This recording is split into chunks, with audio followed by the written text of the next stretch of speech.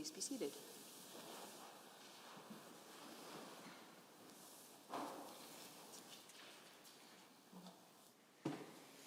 Committee of the Whole.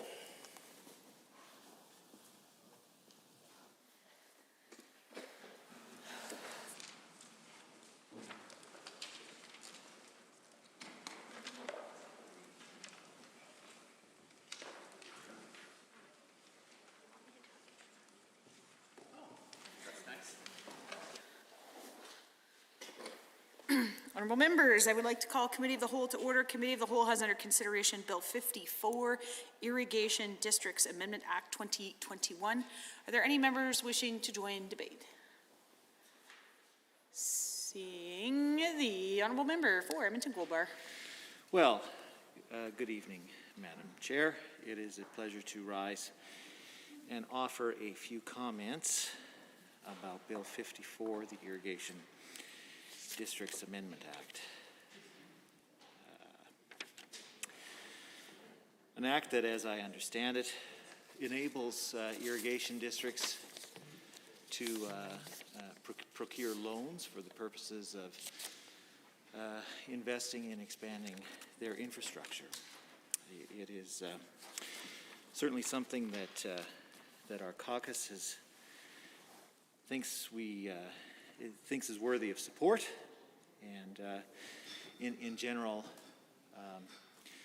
I am supportive of the intent of the bill as well as the details of the bill that are here presented tonight. I think one of the stated aims, of course, of this piece of legislation is to enhance the ability of farmers to do the good work that they've done for over a century in southern Alberta. And I'm glad to see that this piece of legislation will enable farmers to expand their ability to grow the agriculture sector in sectors of the province that are extremely water scarce, and thereby increase agricultural productivity.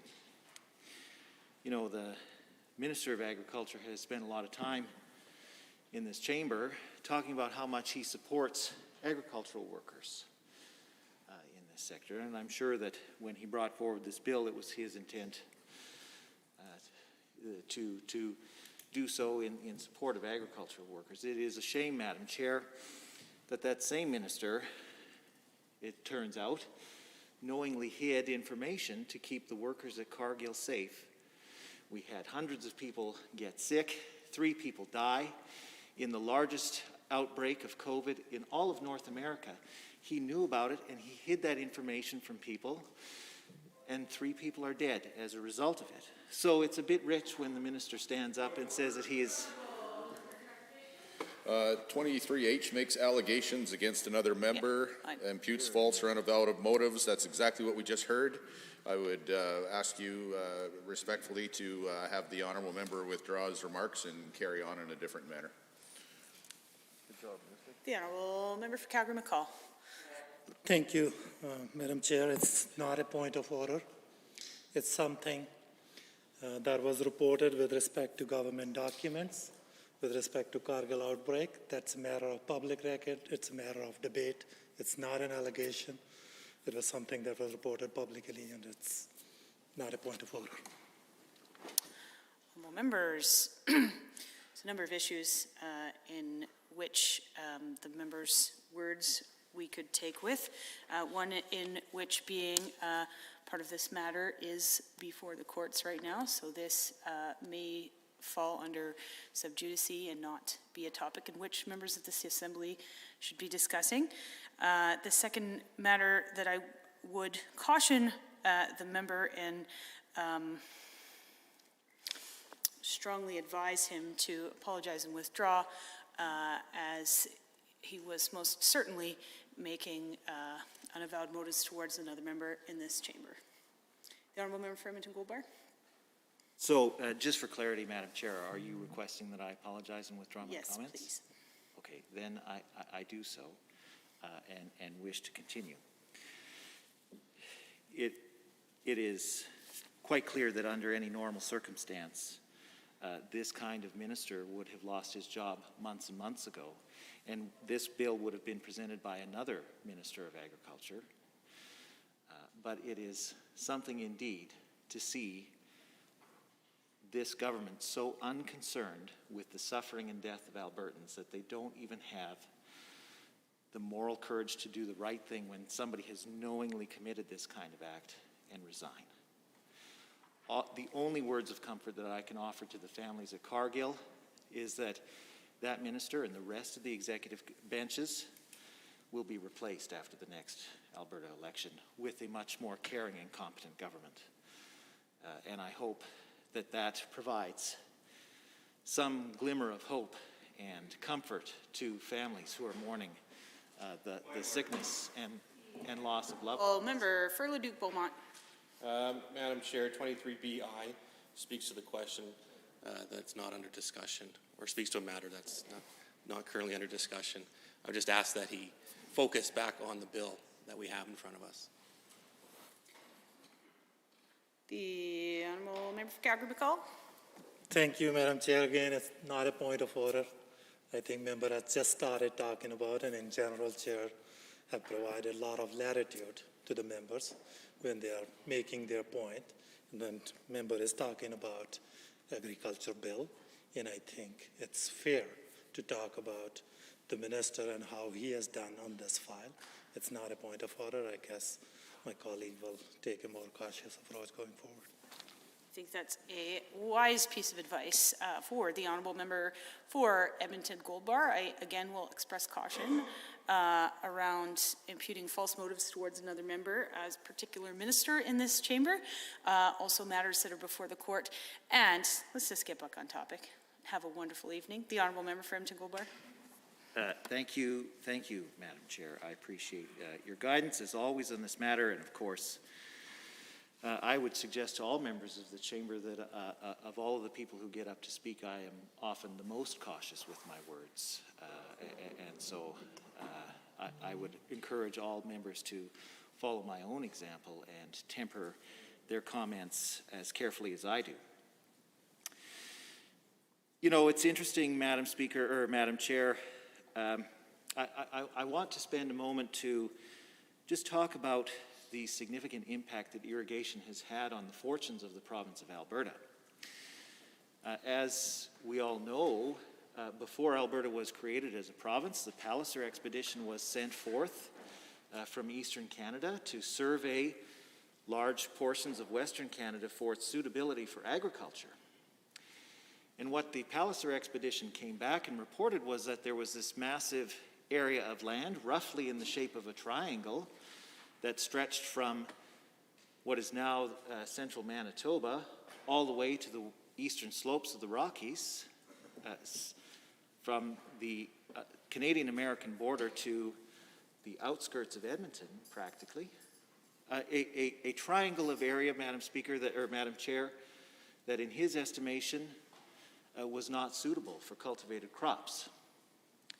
Now, you wouldn't know this, Madam Chair, if you were to have studied the draft curriculum that the government is proposing, because in fact it states in its draft form that the Palliser expedition found that this triangle was suitable for agriculture.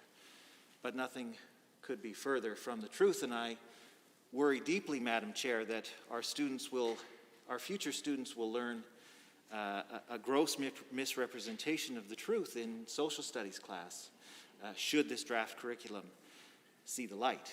Because what the Palliser expedition, as I said, determined was that the area in this triangle was not suitable for agriculture using normal means. But the fact is, and you only have to drive you only have to give a passing glance out the window as you drive through southern Alberta to see that the area is incredibly abundant. That through the ingenuity of Albertans, we have turned what would not normally be a vibrant agricultural area into one of the most vibrant agricultural areas in the world. And in fact, in the old days, I remember southern Alberta as well as southern Saskatchewan being described as the breadbasket of Canada. I don't know if we use that phrase anymore, but that's certainly one of the nicknames for the area that I learned when I was growing up in a curriculum that, would have been outdated if it had been compared to anything other than the draft curriculum that the government has brought forward.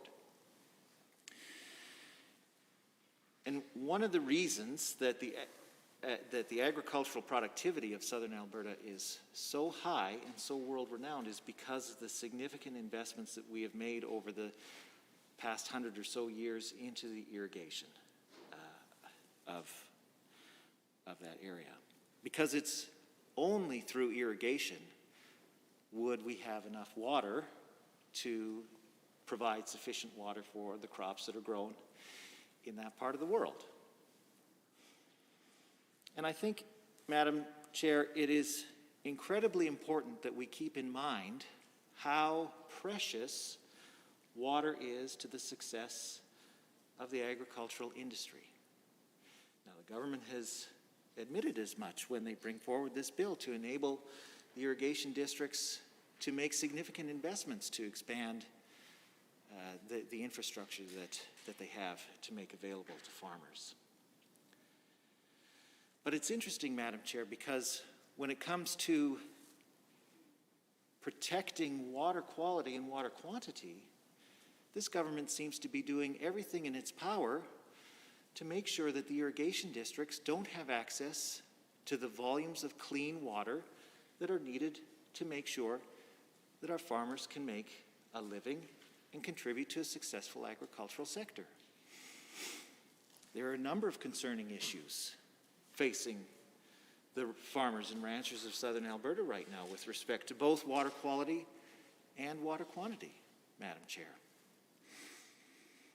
I don't know if members have been paying attention to the news over the past year, but this government has decided to open up vast tracts of the headwaters that feed these irrigation districts to coal mining.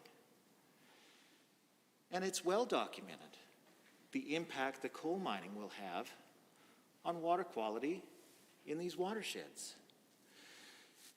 It was, a week ago that one of the biggest mining companies in the world was fined $60 million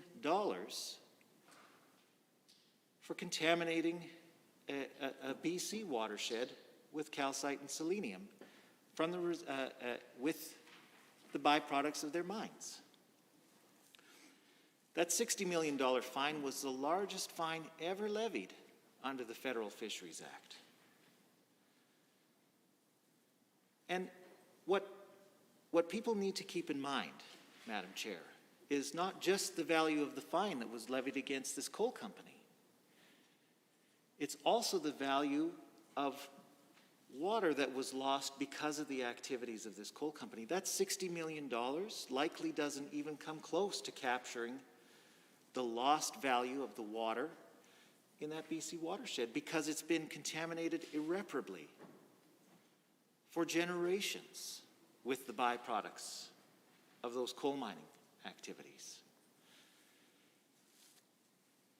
Scientists have spent a lot of time and a lot of money trying to figure out how to reverse the impact of these of selenium pollution that's caused by coal mines, and they can't do it, Madam Chair. There is no known way of reversing selenium contamination from coal mining once it's been created.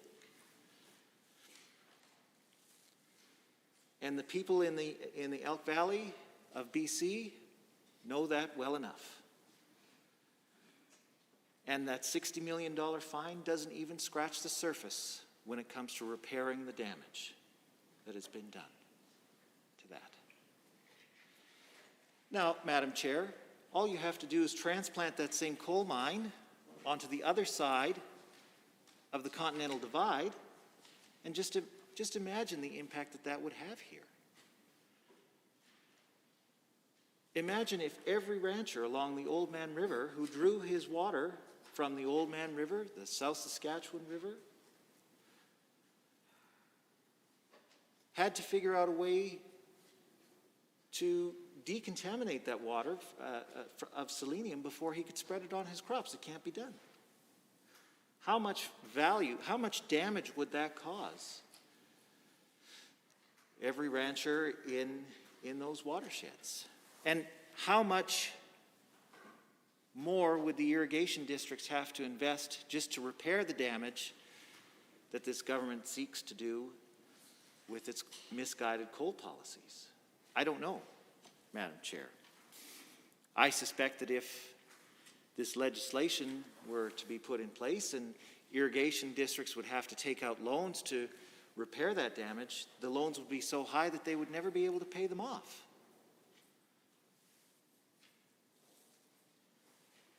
So I hope that the government rethinks what it's doing to the agricultural sector in this province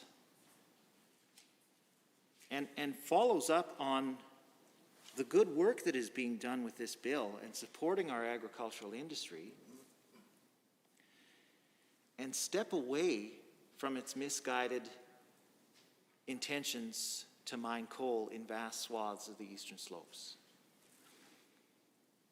Because all of the good work that's being done with this bill will be quickly undone once the shovels are in the ground. And then what will we have had?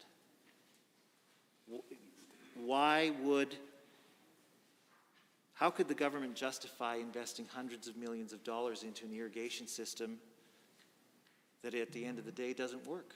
It just spreads contaminated, polluted water on all of the crops in southern Alberta.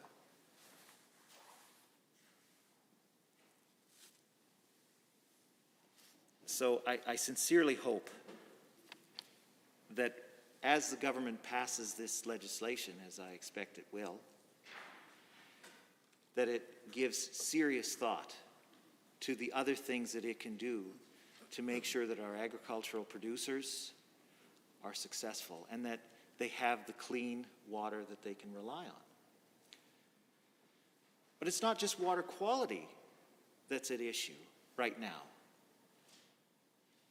in southern Alberta. It's also water quantity, Madam Chair.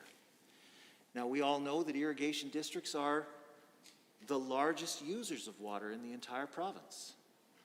There is more water allocated to irrigation districts than there is to any other water user in all of Alberta. So any threat to their water quantity, Madam Chair, is a threat to the very success of the agricultural industry. They need a lot of water to make their producers successful. And as I said, Alberta is an incredibly water-short jurisdiction.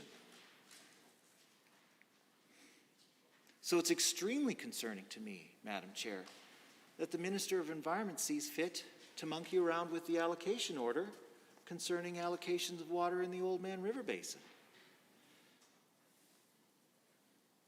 And, we've heard time and again that, I'm just telling tales out of school, Madam Chair. Every time I raise this issue, the Minister of Environment is quick to tell me that, no, he's never considered such a thing in his life. But if he did, it's only because he's concerned about preserving the fish in the Oldman River Basin. So it's incredibly strange, Madam Speaker, that in one breath, I'm making this tale of water reallocation up from whole cloth. And then in the very next breath, he's justifying what he's trying to do by saying that the fish in the river need that water. One of those statements can't be true, Madam Chair, and I sincerely hope that the Minister of Environment will come forward and let us know which one of those statements is actually true.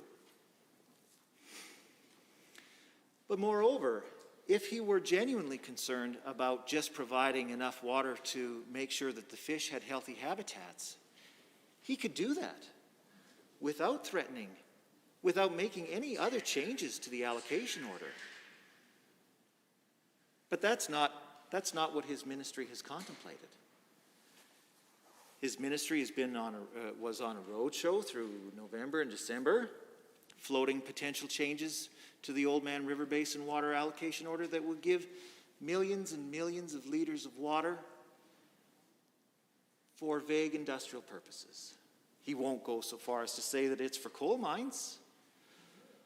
Lord knows what other industries might pop up down there.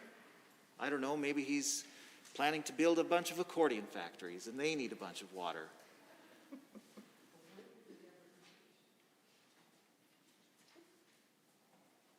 And honestly, if he were planning to build accordion factories, my heart would sing with joy, because that's much more economic development and diversification than this government actually has on offer for the people of Alberta right now.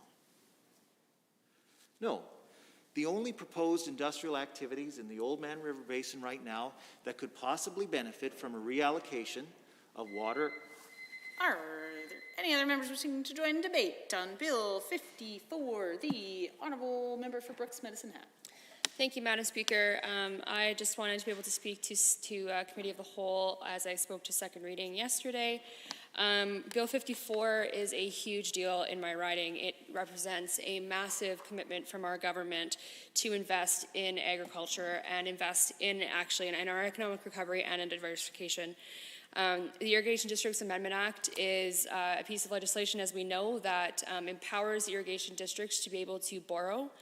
It clarifies the language that it clarifies the language around commercial activity in the Act, which means that the risk that irrigation districts are taking in connection with the $815 million deal, that it basically evades all the issues that could be taken in a court if that were to be the case. And I know that irrigation districts have fought long and hard to be recognized as the economic powerhouses that they are.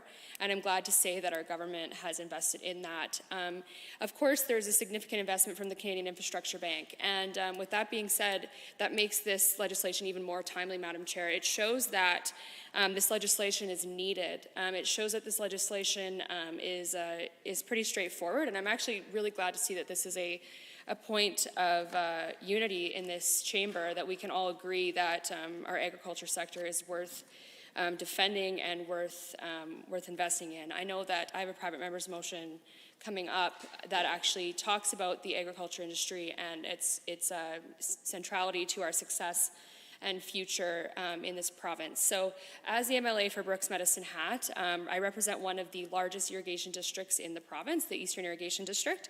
And the Eastern Irrigation District is it's a huge landowner, it's a job provider, it's a powerhouse, really, Madam Chair. And without the EID and without the investments made by the EID, there would be many farmers and landowners who wouldn't have access to water, because, as we know, as the previous member was talking about, and as I talked about yesterday, which can be found in the thrilling book, Tapping the Bow, if anybody's interested, but it is the history of irrigation in Alberta. And in that book, it teaches us that there was arid land in Alberta. There was nobody who could farm it. We know we needed to get water to these areas, and without the innovation in agriculture via irrigation, this wouldn't even be possible. So I am glad to see that everybody in here is supporting this legislation, as I think it's very, very important, and it shows unity in our economic relaunch and in our path forward for Albertans, and especially for rural Alberta, who needs this hope now more than ever.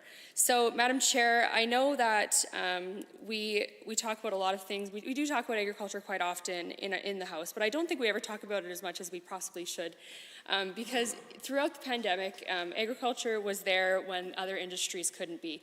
And our farmers and ranchers never stopped. They never stopped working. They couldn't stop working, whether they were, feeding livestock or growing the crops that we eat.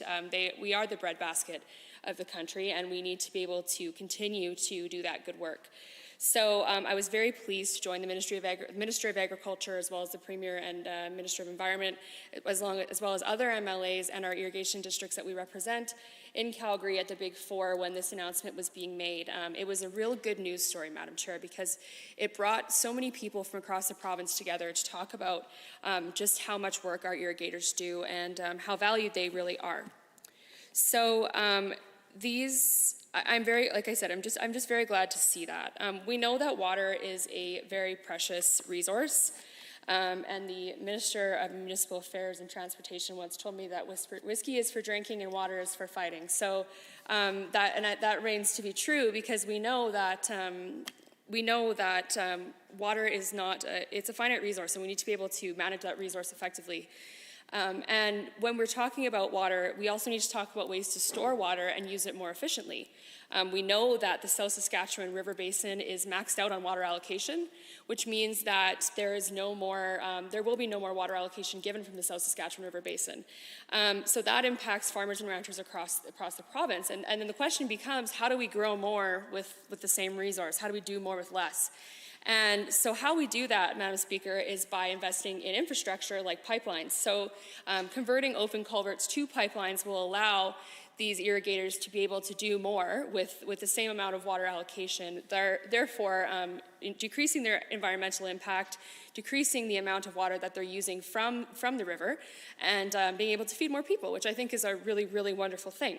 Overall, I love talking about this, Madam Chair, because I think that it's a great opportunity for me to, A, speak about how wonderful the Eastern Irrigation District is and how wonderful my constituency is, and 2, talk about water, which is something that I don't know how many people get excited about it, but it gets me going. So I know that there's an investment, there's conversations around coal in the chamber, of course, and we know that we have to have a balanced approach when it comes to developing our resources, whether that's water or the natural resources that are in the ground. And the Eastern Irrigation District, as well as other irrigation districts, are pleased to see that our government has continued in consultation with them. In fact, I have members from the Eastern Irrigation District meeting with the Minister of Agriculture tomorrow, as he heard their concerns through me, and he's willing to make sure that they are heard. And I'm just very happy to see that our ministers remain open to public feedback and to their and to the people in Brooks Medicine Hat who deserve to be heard. So I know that we have an opportunity, I think, every day in this house to stand up for something that matters. And one of the things that really matter is our future. And there was a historic investment made in irrigation infrastructure earlier this year, and that irrigation investment will increase our irrigable lands by over 200,000 acres and create 8,000 jobs. That's 8,000 Albertans who will see a direct benefit from this, as well as the millions of people around the world who will be able to eat and have nutritious food and benefit from Alberta's irrigation districts, as well as our agriculture sector. So I just wanted to add my support for this bill again in Committee of the Whole, as I do think it's one of the most important pieces of legislation that's gone through the House for Brooks Medicine Hat, as we are major irrigators, and we rely on this very much, both in Cypress County, which is irrigated by the St. Mary's River Irrigation District in the northern half, where I represent, and the Eastern Irrigation District, which irrigates the county of Newell. So thank you, Madam Chair, for the opportunity to add my voice to the debate today, and I'm very glad to see that all members of the House are in support of our agriculture sector, and I'm excited to see what the debate will look like on my private member's motion when we're talking about agriculture again. So thank you, Madam Chair. Any other members wishing to join debate? The Honourable Member for Edmonton-Decour. Well, thank you, Madam Chair. Appreciate the opportunity to add some thoughts here this evening for the first time on Bill 54, the Irrigation Districts Amendment Act 2021. I guess, Madam Chair, if I can be so bold, I don't think I'd be going too far out on a limb when I think all members of this House are very supportive, including myself, of just how important irrigation is to the agriculture sector. It's necessary, it has to happen, and as a province we need to be continually investing in that, and my hope is, of course, that the government will continue to do that. With Bill 54, what we're seeing here is the ability for the government, in partnership with the federal government, in investing in that industry. And we're talking about over $750 million here, somewhere, I think it was the neighborhood of 815, with $541 million of that coming from the federal government. Now, I have to say, Madam Chair, recently when I've seen this kind of partnership between the province and the federal government, it seems the province has had, shall we say, difficulties getting money that the federal government is providing out the door. So, based on those examples, I can't help but wonder, will we continue to see the same sort of problems after this bill is potentially passed? And of course, I'd never presuppose the decision of the House, but, my spidey sense says that it'll likely be passing with support. And so, one of the things, well, there's a couple of things actually that I've noticed that this bill doesn't address, and I really wish it was part of it. I'm wondering, was it, the government rushing a little bit to try to get some kind of good news out the door, because they certainly haven't had very much of that in terms of their legislation. As I've always said, I always get hung up on, the things that have been said, the legislation that has been come forward. I know the member for Edmonton Goldbar was talking about how this bill is meant to support agriculture workers, which I am wholeheartedly for. But yet I've seen legislation come forward in this House that potentially puts workers at risk in their workplace by reducing safety legislation, reducing their ability to participate, to make their work sites safe.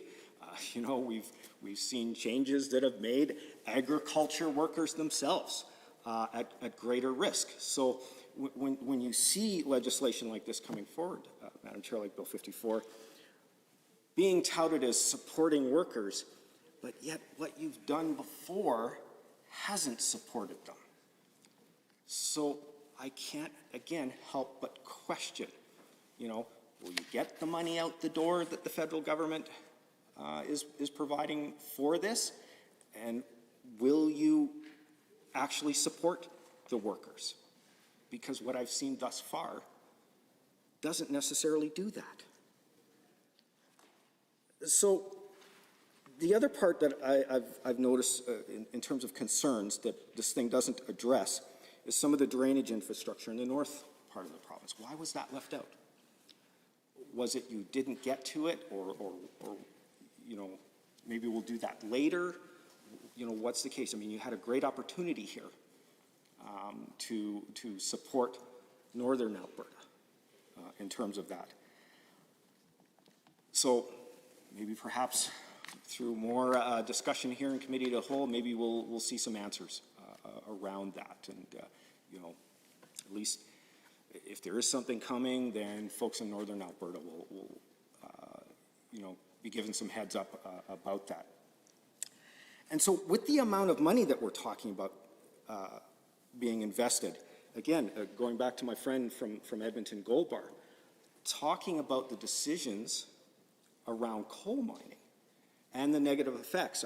I remember reading that same story that he referenced, and I was shocked, quite honestly, by the discoveries that were made. I mean, yeah, absolutely, everybody says, humans need a little bit of selenium in their system in very, very small quantities. But the measurements that were getting taken a considerable distance from that mine site, those readings were well beyond what a human can tolerate, not to mention what they tested at right at the mine itself. So if we're talking about investing money in irrigation like Bill 54 is going to be able to do, are we going to undo all of that potentially by allowing coal mining in these areas? It seems, again, counterproductive to what you're trying to accomplish. On one hand, you're saying, well, we're going to support workers and this is going to be great. But then over here, we're going to undo it all and potentially wreck it, and all of that investment will be wasted. Not to mention, if we start to get people sick, the amount that's going to cost the healthcare system. And if we continue to have problems dealing with the pandemic that we're in right now, Madam Chair, then how are we going to get things under control if we're going to add those problems on top of that as well? And so, when I heard the previous member speak about, the meetings that were going to take place with the Agriculture Minister, I'm crossing my fingers. I hope those meetings go very, very well. I hope that the minister listens. And the comments was very open to public feedback. But, I feel like I'm picking on my friend here from Edmonton Gold Bar when he mentioned about what happened at Cargill. There was very clear feedback given there. So, when you see an instance like that, and then here we have something here where we're going to have a meeting about irrigation tomorrow, will those comments actually be genuinely taken, or will it just be somebody quickly jotting down some notes, great, have a nice day, and we're going to do what we want anyway? So I hope those conversations go well tomorrow. I'll keep my fingers crossed on that. I just hate to see this kind of investment, which will help to ensure that the irrigation of this province is upkept, made better, doesn't get undone by everything else that's going on. So I'm curious, how are you planning to ensure that when all this money is invested, that water won't be contaminated? I'm hoping we will get some answers to that. Committee of the Whole is the place to do it. We can have that discussion. The feedback that we've heard on this has been ridiculous.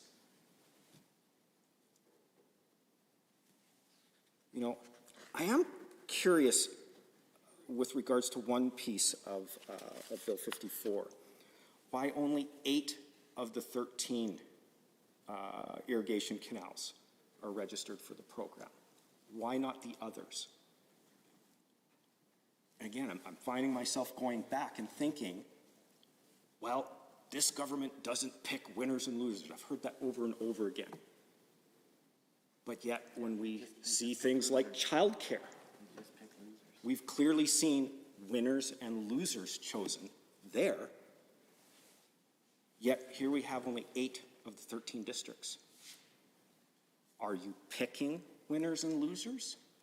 So I'm curious to hear a little bit about that. I'm hoping there'll be some information provided towards that. So my hope is as we move forward on this bill, as I said, I do think this is a good bill. I don't want to see the good work that this bill potentially can make happen be completely undone by allowing things like coal mining to be done in the areas that will significantly impact these waters, which will significantly impact the sector that needs this water, which ultimately ends up in all of our dinner plates, including all of our constituents' dinner plates. And we end up creating a bigger problem. So I'm looking forward to more discussion on this, Madam Chair. Hopefully we'll see some of these questions answered. Maybe perhaps I might have further comments later on, but I appreciate the opportunity to add some at this time. Are there any other Any members wishing to join debate on Bill 54 in Committee of the Whole? The Honourable Member for Lethbridge West. Thank you, Madam Chair, and pleased to rise to provide my comments and my perspective on Bill 54 with respect to how irrigation districts might reorganize some of their commercial or their quasi-commercial arrangements such that they may borrow money. This bill is legislation that enables the irrigation districts to undertake an agreement with the Canadian Infrastructure Bank, and the reasonably sizable investment, quite sizable, $815 million in all, is a 20% investment by 8 IDs, 30% grant from the Government of Alberta, and 50% financed by the Canada Infrastructure Bank, repaid by the irrigation districts. This is, in fact, a bill that is a requirement to be able to take more federal money. Essentially, it's a good investment. They should do it. They absolutely should, but that's what we are here to do today. And it's a good thing that this is moving forward under the Canada Infrastructure Bank. There is no question that the Conservative Party of Canada has pledged to scrap the Canadian Infrastructure Bank. We'll see if now an $815 million investment contingent upon the CIB's $35 billion in federal funding to attract private sector investment and the $10 billion growth plan. We will see if, a tenth, essentially, of that $10 billion growth plan is put at risk by the Conservative Party of Canada and their election platform coming up here. Having said that, right now, we have what looks to me like a very wise investment by the Government of Alberta, partnering with the Government of Canada in Ottawa and the irrigation districts to make wise and forward-looking and long-term investments in southern Alberta. Now, irrigation districts play an incredible part in the community that I represent in Lethbridge. In fact, one of my neighbors just down the road has just retired as a senior administrator in, I believe, the St. Mary's Irrigation District. He is now retired, and I visit with him when he is riding his bike past my house, undertaking a much more leisurely pace than my lifestyle of running children everywhere. And he's having a wonderful retirement, and he stopped by the other day to talk about how, coal in the eastern slopes really does put at risk the existing infrastructure and any investments in future infrastructure. There is no way around this. That when selenium and other contaminants get into our irrigation infrastructure, it puts the efficiency of the entire system at risk. It puts the costs of remediating any of those contaminants within the system at risk, and it decreases the risk-adjusted returns for agricultural producers. It also may have an impact on future investments, large investments such as that of the Cavendish Foods factory in North Lethbridge in the industrial park, which is a potato processing facility, and potatoes are an irrigated crop, Madam Chair.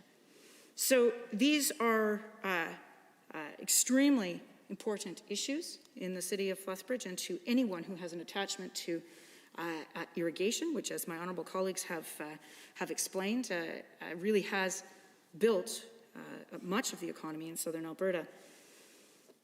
People are also very attached to the agricultural industry and also wondering about this government's priorities, not just in terms of putting their water at risk and the types of crops that they might be able to grow and their productivity and their yields, but also due to the now some 250 layoffs in Alberta agriculture and in agricultural research. One has to expect that a massive investment in irrigation districts is also helped along by understanding how crop productivity can be enhanced by using lower water volumes, different kinds of watering times, other things that the agricultural research that was being performed out of those Alberta agriculture offices in southern Alberta, and no longer are, 250 people have lost their jobs, that these investments would be enhanced by the presence of those dedicated Albertans, dedicated again to the long haul of economic development and prosperity in this province. Now, the Executive Director of Farming Smarter, Ken Coles, who has a number of different research endeavors out of the Lethbridge College, was quoted in Global News recently. It was March 1st, in fact, indicating that the cuts, when they were first implemented, were quite drastic. And it was, quote, literally sort of ending the Alberta government's role in research and extension. And so that means a lot of layoffs. Quote, when you cut research, often the impacts aren't going to be felt until a few years down the road. So we're just starting to see some of the impacts now. Again, agriculture is an industry that is in it for the long haul.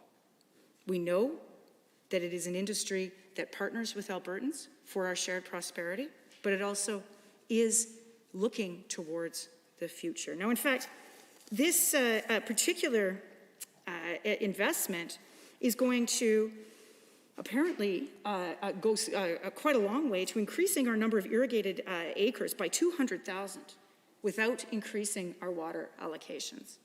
That's just the kinds of clean technology and other infrastructure upgrades that they are going to be making based on research and development and other investments that come from these investments, made jointly 50% by Ottawa and 50% cost shared by the irrigation districts themselves and the government of Alberta, understanding that that initial $400 million from the Canadian Infrastructure Bank will also be paid back over time by the irrigation districts themselves. Now, if a goal of increasing your irrigated acres by 200,000 without increasing your allocations is not an indication of, one, being in it for the long haul, but two, also being dedicated to innovation, then I don't know what is. Compare and contrast strip mining coal in the eastern slopes that is expected to last for 10 to 12 years at best and deliver almost nothing, a pittance with respect to royalty. Compare that to the great gifts that irrigation and agriculture has given to us in southern Alberta and, in fact, given to the world. Because we do not just export Canadian hard spring wheat in the old formulation of southern Alberta being a breadbasket, no. We are also massive exporters of lentils, peas, other pea proteins, and other pulse crops. The fact of the matter is that there are large parts of Southeast Asia, for example, the Indian subcontinent, that some of their daily diet comes from that Highway 3 corridor in southern Alberta. Billions of people who rely on us to get it right in agriculture. And they are doing this in water-stressed regions, responding to the reality of climate change, adding productivity and yields. And notice, increasing their irrigated acres without increasing their water allocations. It's a good thing because of all those billions of liters that were just taken upstream of Old Man Dam, and the consultations were done to turn those allocations that were held back in the first instance when the dam was built, such that perhaps there would be an expansion of irrigation above the dam, of irrigated crops.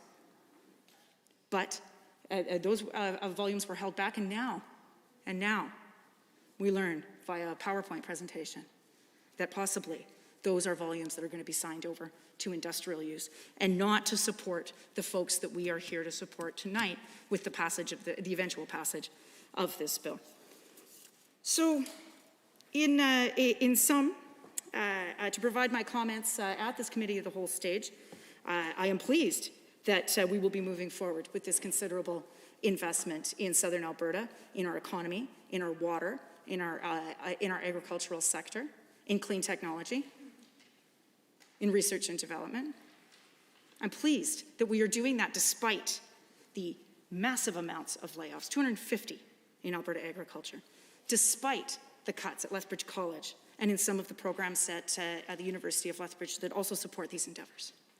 Despite putting the entire system at risk by poisoning our headwaters.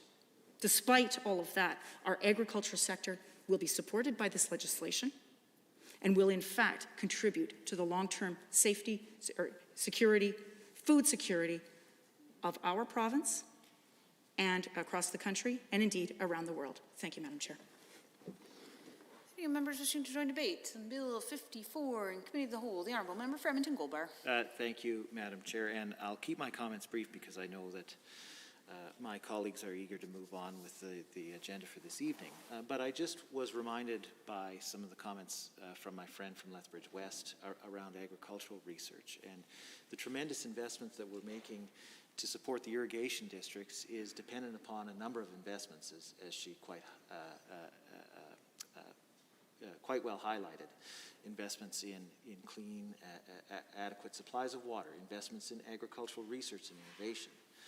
Those are also investments that are needed to make our agricultural sector successful. And I want to highlight a couple of investments or disinvestments that the government has made, in addition to the massive layoffs in the Department of Agriculture. And that is the massive cuts to the University of Alberta in particular. So the University of Alberta has one of the foremost agriculture faculties in the entire world. And in fact, Alberta agriculture is successful largely because of the work that has been done for over 100 years at the University of Alberta Faculty of Agriculture. There is a significant threat facing the work that the Faculty of Agriculture does right now, and that is with respect to a parcel of land known as the West 240.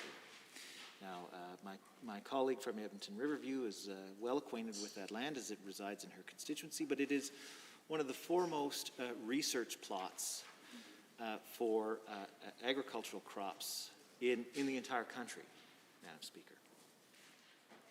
And this plot of land is under threat by the university that it owns it, oddly enough, because the university has it in its head that it wants to become a real estate developer.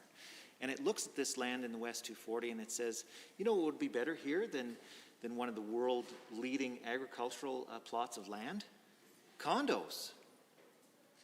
And they lobbied me heavily, Madam Chair, when I was Minister of Advanced Education, and I'm sure that they're lobbying the current Minister of Advanced Education as we speak, to allow them to divest themselves of that plot of land and turn it into condos.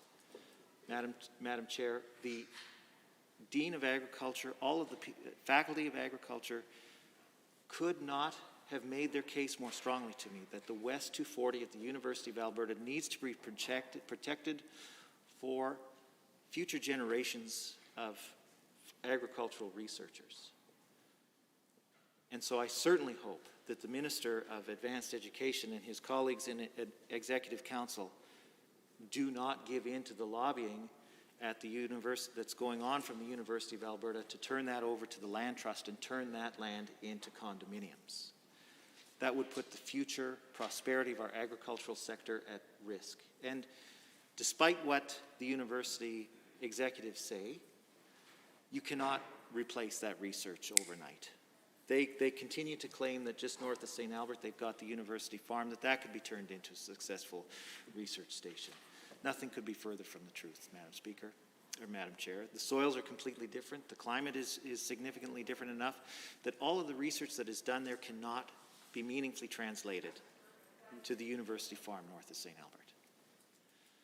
So if this government is serious about investing in the success of the agricultural industry, as it says it does, not only does it need to make sure that we have clean, adequate supplies of water, not only does it need to make sure that we have a well-funded, well-resourced Department of Agriculture, we also need to have successful faculties of agriculture at our universities, including the University of Alberta, and that includes keeping the West 240 under the purview of the Faculty of Agriculture and not turning over to the real estate developers who want to turn it into condos. Thank you. Well, members, we are on Bill 54 in Committee of the Whole. Any other members wishing to join debate? Seeing none, I will call the question on Bill 54. On the clauses of the bill, are you agreed? Any opposed? Carried. On title and preamble, are you agreed? Any opposed? Carried. Shall the bill be reported? Are you agreed? Any opposed? Carried. The Honorable Mr. Justice. Thank you, Madam Chair. I move that the committee rise and report progress on Bill 54. Just report. Sorry. Having heard the motion to rise and report on Bill 54, all those in favor, please say aye. Any opposed, please say no. So carried. We shall now rise and report. Give it to Michaela.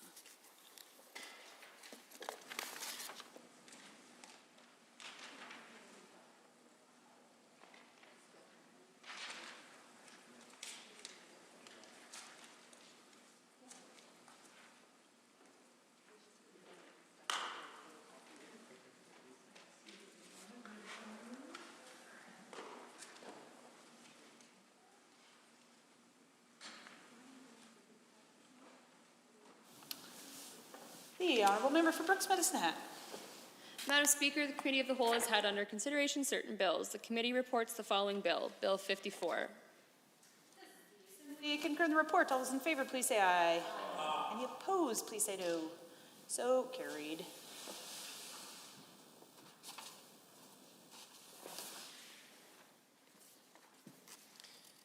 Under Government Bills and Orders for second reading, Bill 56, Local Measures Statutes Amendment Act 2021, debate adjourned on amendment. Ms. Gray speaking. Honourable members, we are on Amendment REF1. Are there members wishing to join debate on the amendment? The Honourable Member for St. Albert.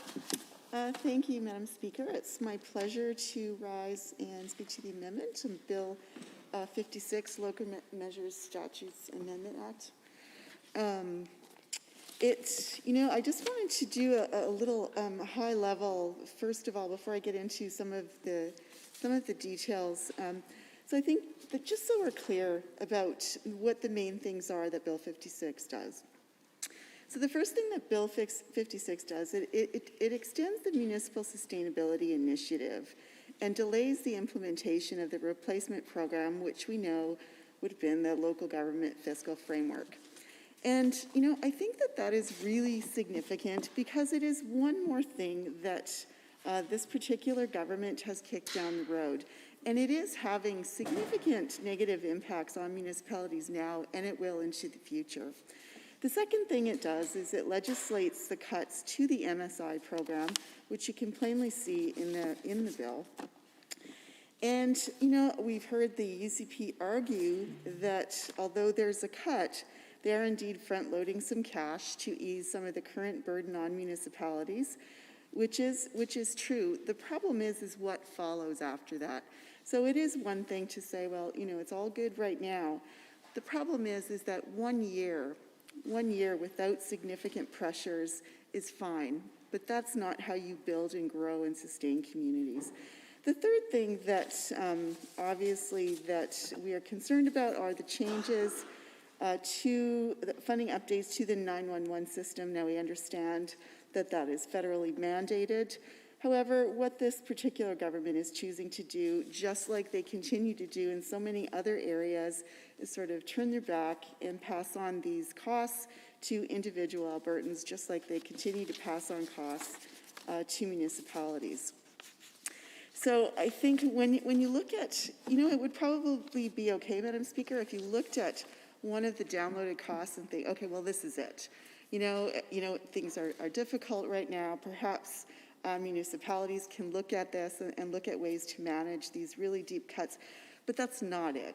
It has just been this never-ending stream of downloading costs and pressures, not just costs, but pressures because of changes and cuts that are being made elsewhere, that we're continuing to add these pressures to communities that are already struggling. Throw in a pandemic and all of the things that are associated with that, and it is just unmanageable right now.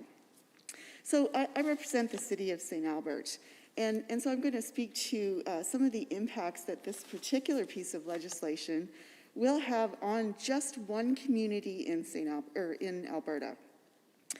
So one of the things, obviously, we know that MSI was extended for another 3 years, but why that happened is there was a failure of this government to implement a replacement program that had some really positive, beneficial features to it, and that was about legislative predictability. I think for any of us that have been in this place for any length of time, even before the last election, we've all heard this from our municipal leaders, from constituents, from every level, saying what we need is predictability.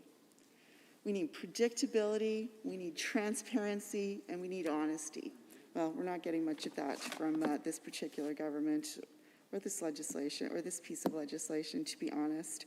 So what this means for St. Albert is that certainly that there will be a bump in the MSI funding for this year, obviously. $18 million is the portion that the city of St. Albert will receive. Now that's great. That will address some of the huge pressures that exist in that municipality, but then it immediately drops to $4.6 million the next year. So it goes from 18 million to 4.6. That is beyond bare bones for a city the size of St. Albert. This barely covers the cost of road maintenance, of all of the regular maintenance and upgrades that cities require every single year. This doesn't address any of the infrastructure that would actually grow the city or grow their ability to diversify their tax base even, because as you know, the city of St. Albert is heavily reliant on the residential taxes as opposed to corporate taxes. And there is a very deliberate effort or underway to change that up a little bit. But this kind of investment doesn't allow that long-term growth and planning to take place. The other thing that it does is it causes stress in so many other areas because the city has to cover the gaps that the UCP, this government, has created. One of those issues for the city of St. Albert in particular is around affordable housing. So the UCP has failed to invest in that part of Alberta in affordable housing. That has huge pressure. I mean, we often hear, because of the location of the city of St. Albert, you often hear from different leaders that, well, you're close enough to Edmonton, don't worry about it, use their supports, when they're referring to, let's say, homeless supports or shelters for women leaving violent situations. But that's not sufficient. The city of Edmonton is already facing enormous pressure. And so you see how this just sort of steamrollers. It just goes on, and it gets worse and worse.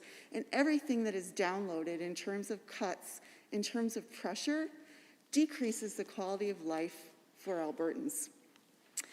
One of the things that we talked about earlier this week, I think that relates to this piece of legislation because it goes along the same theme of downloading more and more costs to municipalities, is around policing. We talked about that in public accounts on Tuesday morning, and we were able to ask officials some different questions, trying to get more information. But the point remains, this is another huge area where costs have been downloaded to municipalities. So for a city like St. Albert, it's a little different than a community of under 5,000 people. The way that policing is covered, I guess the costs are covered. And what this government is doing is actually taking a larger portion of fine revenue. So going from, I think it was 25% to 40%.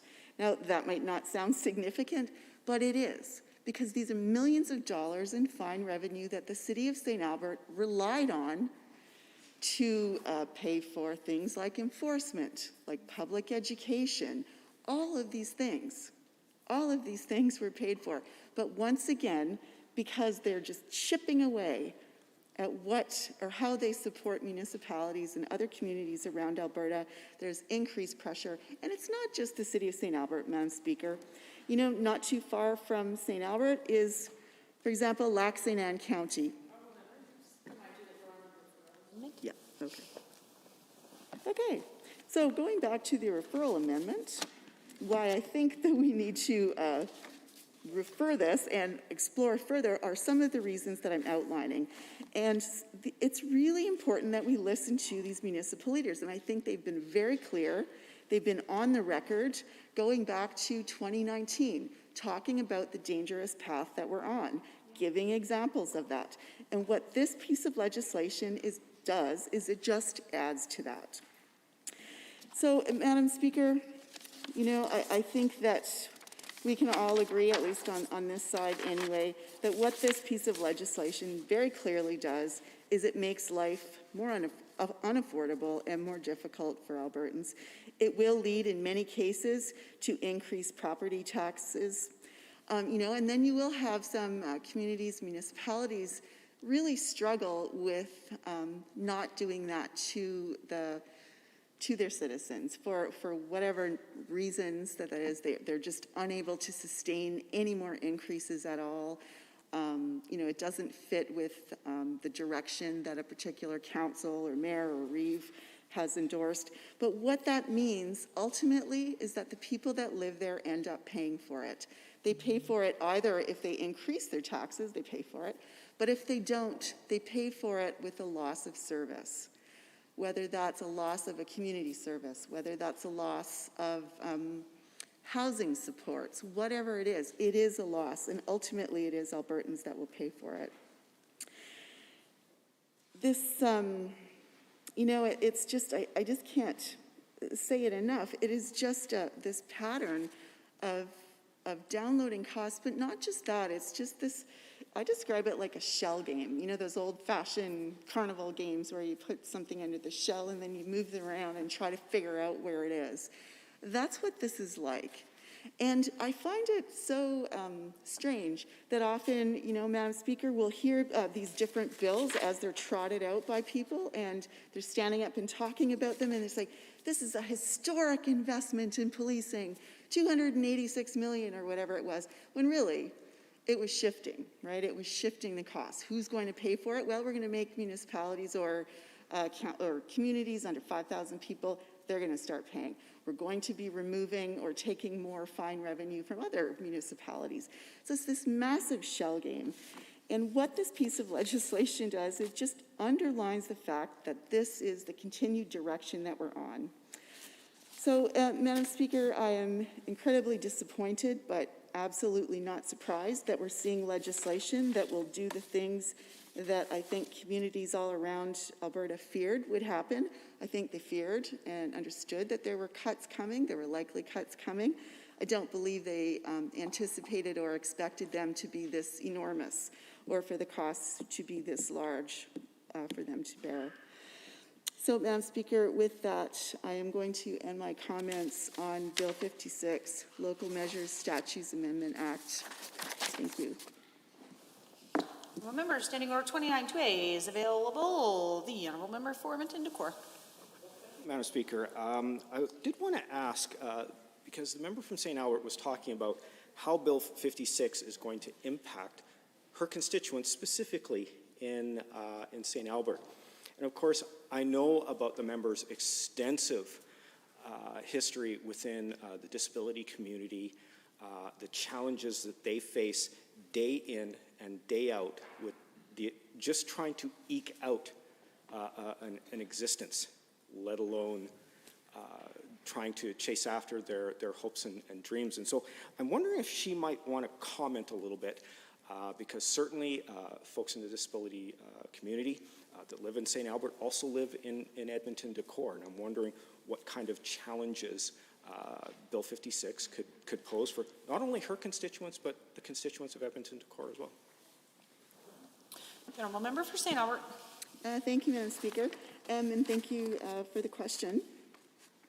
Absolutely. I just like any other Albertan, an Albertan with a disability, very often on a very limited income, you know, feels these increases in a way that probably most of us in this place can't understand. So when we talk about something like increasing the cost for a 911 system and passing that on to consumers, so passing that on to people that have cell phones and that have these contracts. And it might not sound like much. It might only sound like a few cents. And that might not seem like a hardship for many people, but I can tell you for many thousands of people, it's the difference between, buying a few extra groceries or not. And it's just another example of this chipping away at the resources that people have to work with.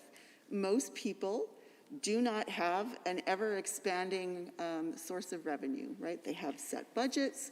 They hope their expenses stay the same. They try to cut corners. They try to save money. They try to put money away for their kids' education or for whatever reason. But this government keeps contributing to this chipping away. And in the case of people with disabilities, not all people with disabilities live in poverty, thankfully, but sadly the vast majority do. And so when you see things like this happening, like, okay, well, it's going to cost a little bit more now for a phone. You might pay a little bit more in property taxes if you're a homeowner. Add to that the fact that people who are, let's say, AISH recipients or income support recipients, for the last 2 years, they have lost ground because this government chose to de-index AISH. They say it's not a cut, it's just a de-index, but it's a cut. So they have lost the cost of living increase for 2 consecutive years, pushing them farther under the poverty line. But what this piece of legislation does is, hey, that's great. We're going to add a little bit more pressure to Albertans. So, Madam Speaker, it's unfortunate that often in this place I'll hear government members stand up and talk about how supportive they are of different communities, their own communities, and people that live in poverty, and they just want what's best. Yet they fail to see the big picture, is that they are cutting their sources of income and they're increasing their expenses again and again and again and again and again. And they fail to take responsibility for that. Instead, they stand up and make these announcements. It's a historic investment when really it's a shell game. It's a shell game, and Albertans are the ones that pay the price. So with that, I'll take my seat. Thank you. Any other members understanding Standing Order 29-2A? Seeing none, any other members wishing to speak to the referral amendment? The Honourable Member for Edmonton-Decour. Well, thank you, Madam Speaker. Appreciate the opportunity this evening to add some first-time comments around Bill 56, the Local Measures Statutes Amendment Act 2021, and of course, more specifically, the referral amendment that's before us. And of course, without reading the entire thing, it just essentially says that the bill should be referred to the Standing Committee on Resource Stewardship.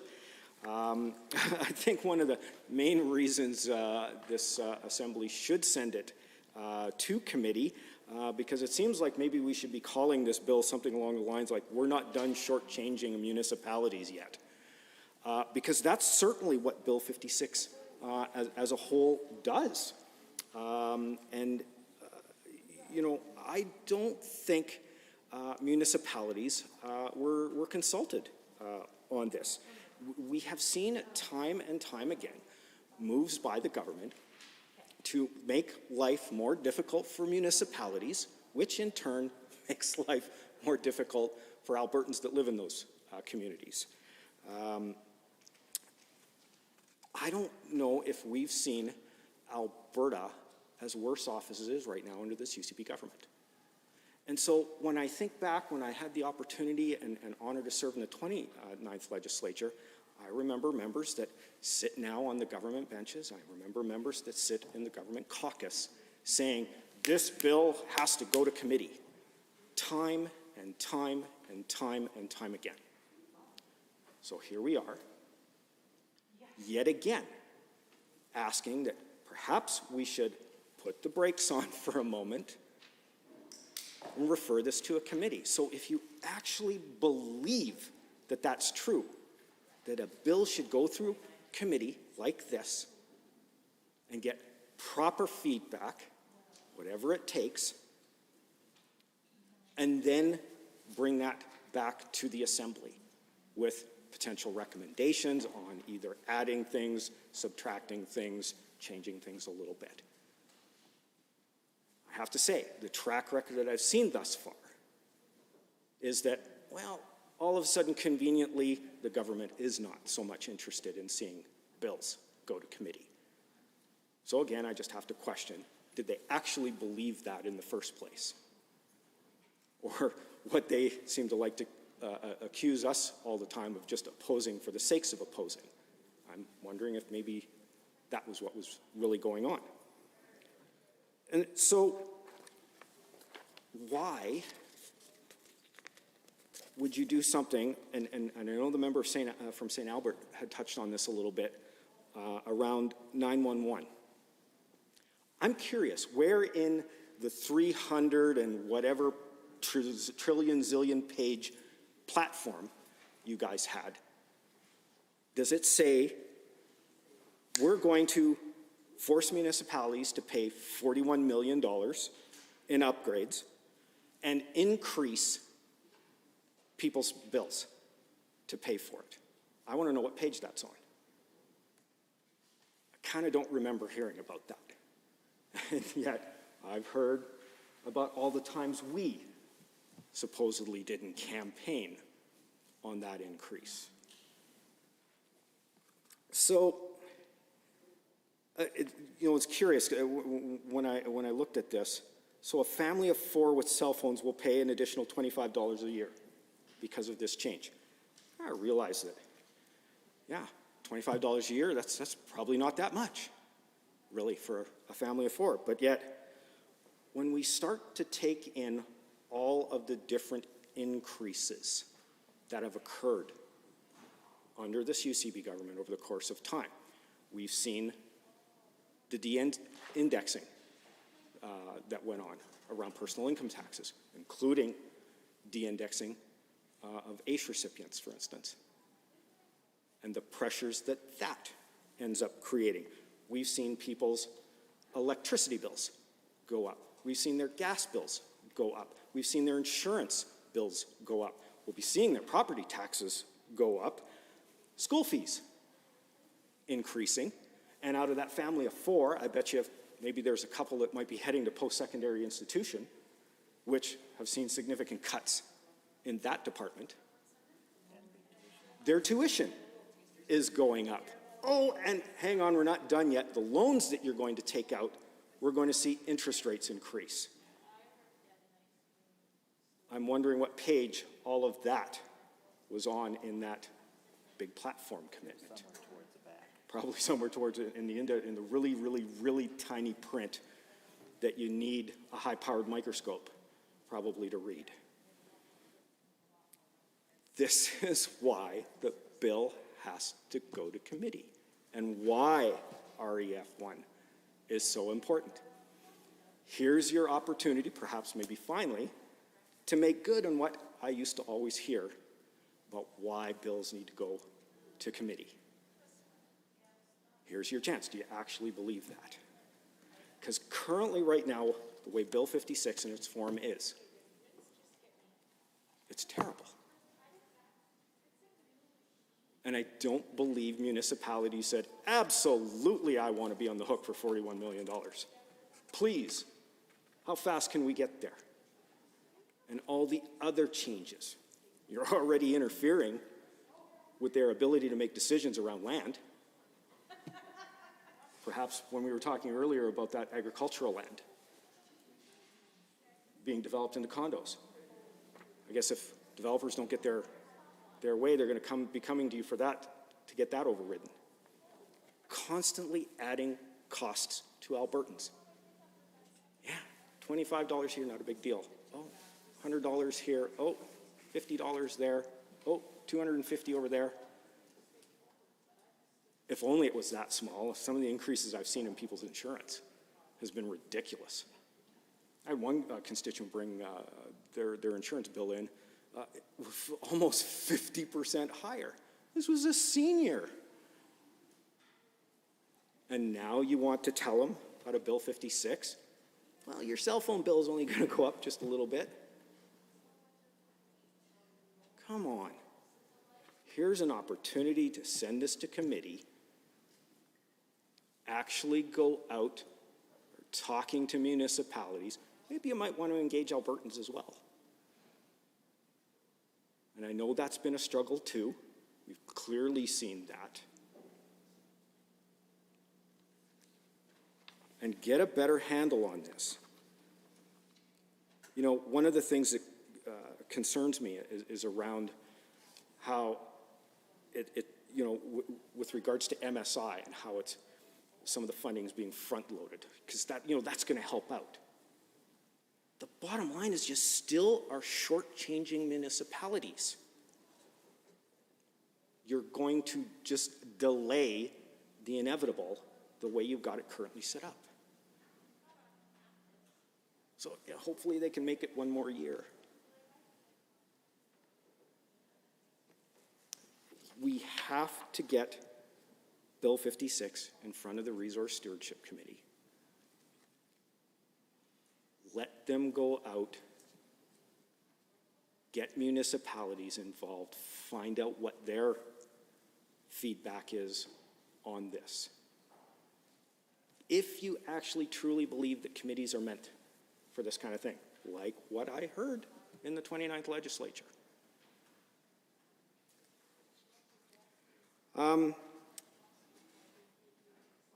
I am definitely concerned around this potentially leading to higher property taxes. You know, I know in my constituency of Edmonton-Decore, Edmonton City Council right now is cutting back bus service down 82nd Street. Part of it is because of funding. I'm sure that if they had the opportunity to keep the buses on the road, they would. But they're going to make the lives of the constituents of Edmonton-Decore more difficult because of that. And it's easy enough to trace back to the decisions that this government has made, shortchanging municipalities. I don't understand what this beef is that you have with the municipalities of Alberta, and why you think they're so out of control or something with their spending. I would never ever disagree. There's always ways to do things better. You absolutely can look at those. But that's called making cuts with a scalpel, not with a chainsaw.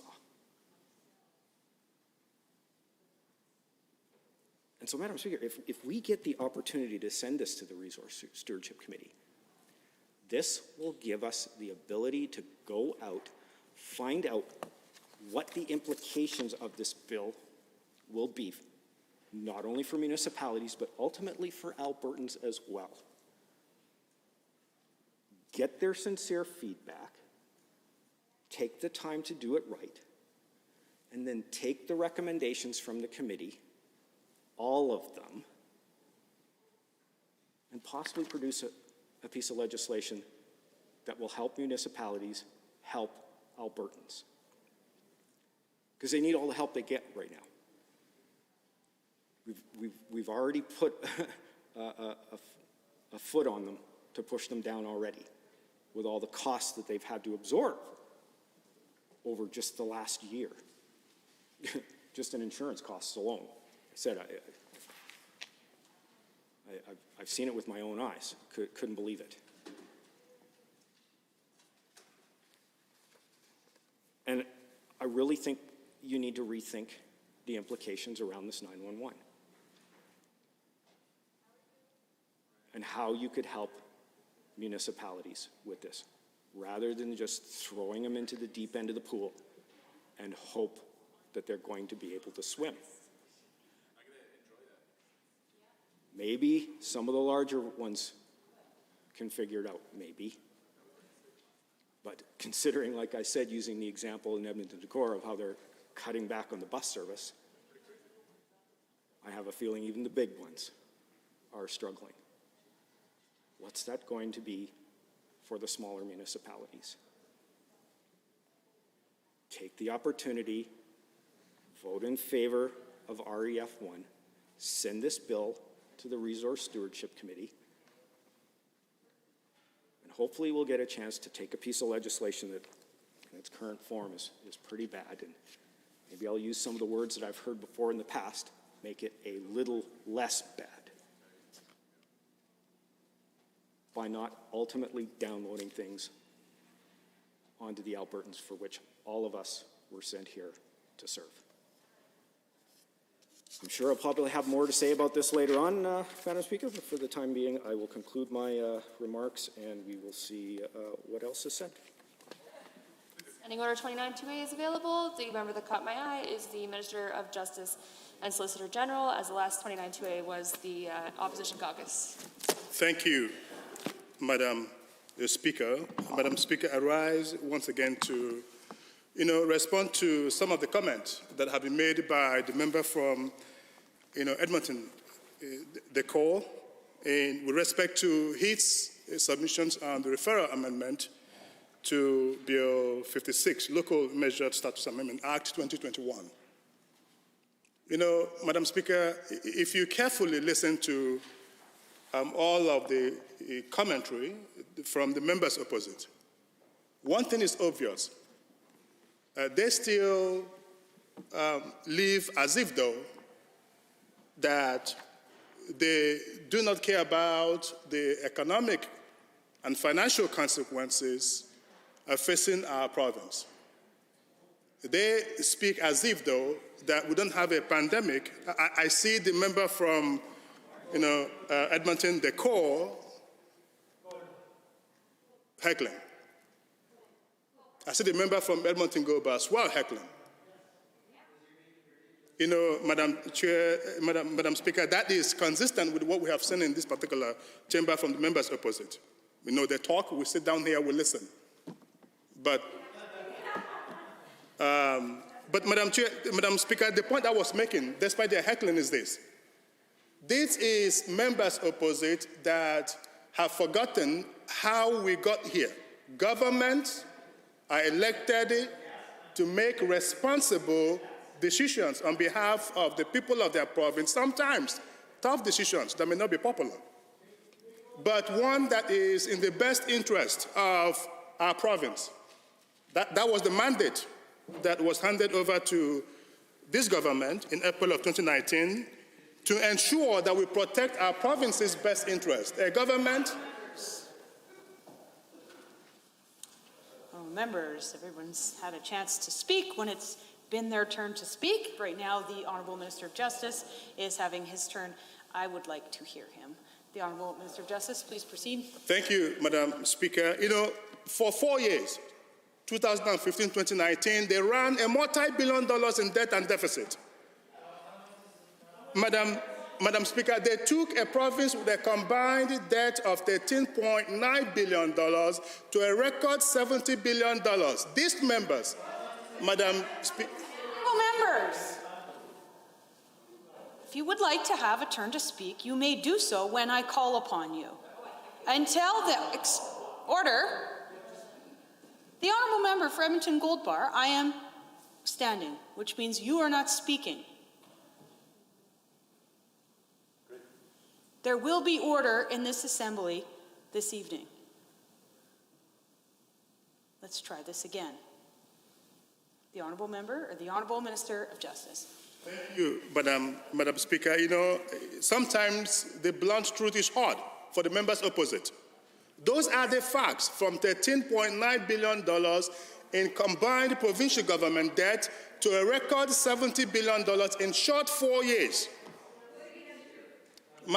Madam Speaker, it is as a consequence of the members' reckless economic policies.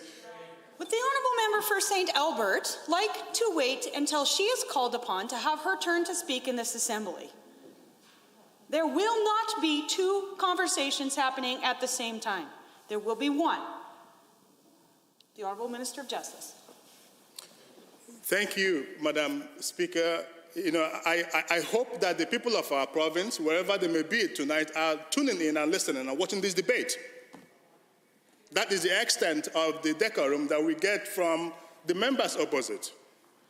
But, Madam Speaker, for 4 years, they ran the province to the ground and made it impossible for this province to be prepared for the unforeseen circumstances called the pandemic. And they still behave as if the pandemic have not caused economic crisis on this province. They want us to return to their failed economic policies that made it impossible for us to be prepared for the pandemic. Madam Speaker, that wouldn't happen. That is not what the people of Alberta expect. The Referral Amendment, Madam Speaker, is Bill 56 that seeks to align the Municipal Sustainability Initiative and the Local Government Fiscal Framework Act with Budget 2021. They know that under no circumstances will this particular bill be referred to a committee, because that is Budget 2021 that have already passed before the floor of this assembly. So they can sit here and waste the time of this assembly, but they know very well that that would never happen. Madam Chair, Madam Speaker, we would not return to the failed NDP economic policy, but I am confident that the measures that this government have taken, put in place, is going to ensure growth and economic vitality of our province, jobs and opportunities. In this budget alone, Madam Speaker, we are investing a record $20.7 billion over 3 years in capital infrastructure. Madam Speaker, as Minister of Municipal Affairs, I oversaw the... There are members wishing to join debate on the referral amendment on Bill 56. The Honourable Member for Edmonton-Whitemud. Well, thank you, Madam Speaker. It's a pleasure to rise today to speak on Bill 56. It was also a great delight to listen to the former Minister of Municipal Affairs speak about why this shouldn't go to committee, because, you know, heaven forbid the former Minister of Municipal Affairs would think that engagement and consultation with municipalities and with those affected by Bill 56 is unnecessary. I believe that's likely why, Madam Speaker, he is no longer the Minister for Municipal Affairs, because I believe it was precisely that attitude and that lack of engagement and the broken relationship that he established with the municipalities across this province which led to the reason why he's no longer the Minister of Municipal Affairs. So perhaps his perspective and his position on that, well, it's not unusual, and I'm sure municipalities across the province who are listening to it are not surprised. It's what they heard the entire time he was the Minister of Municipal Affairs.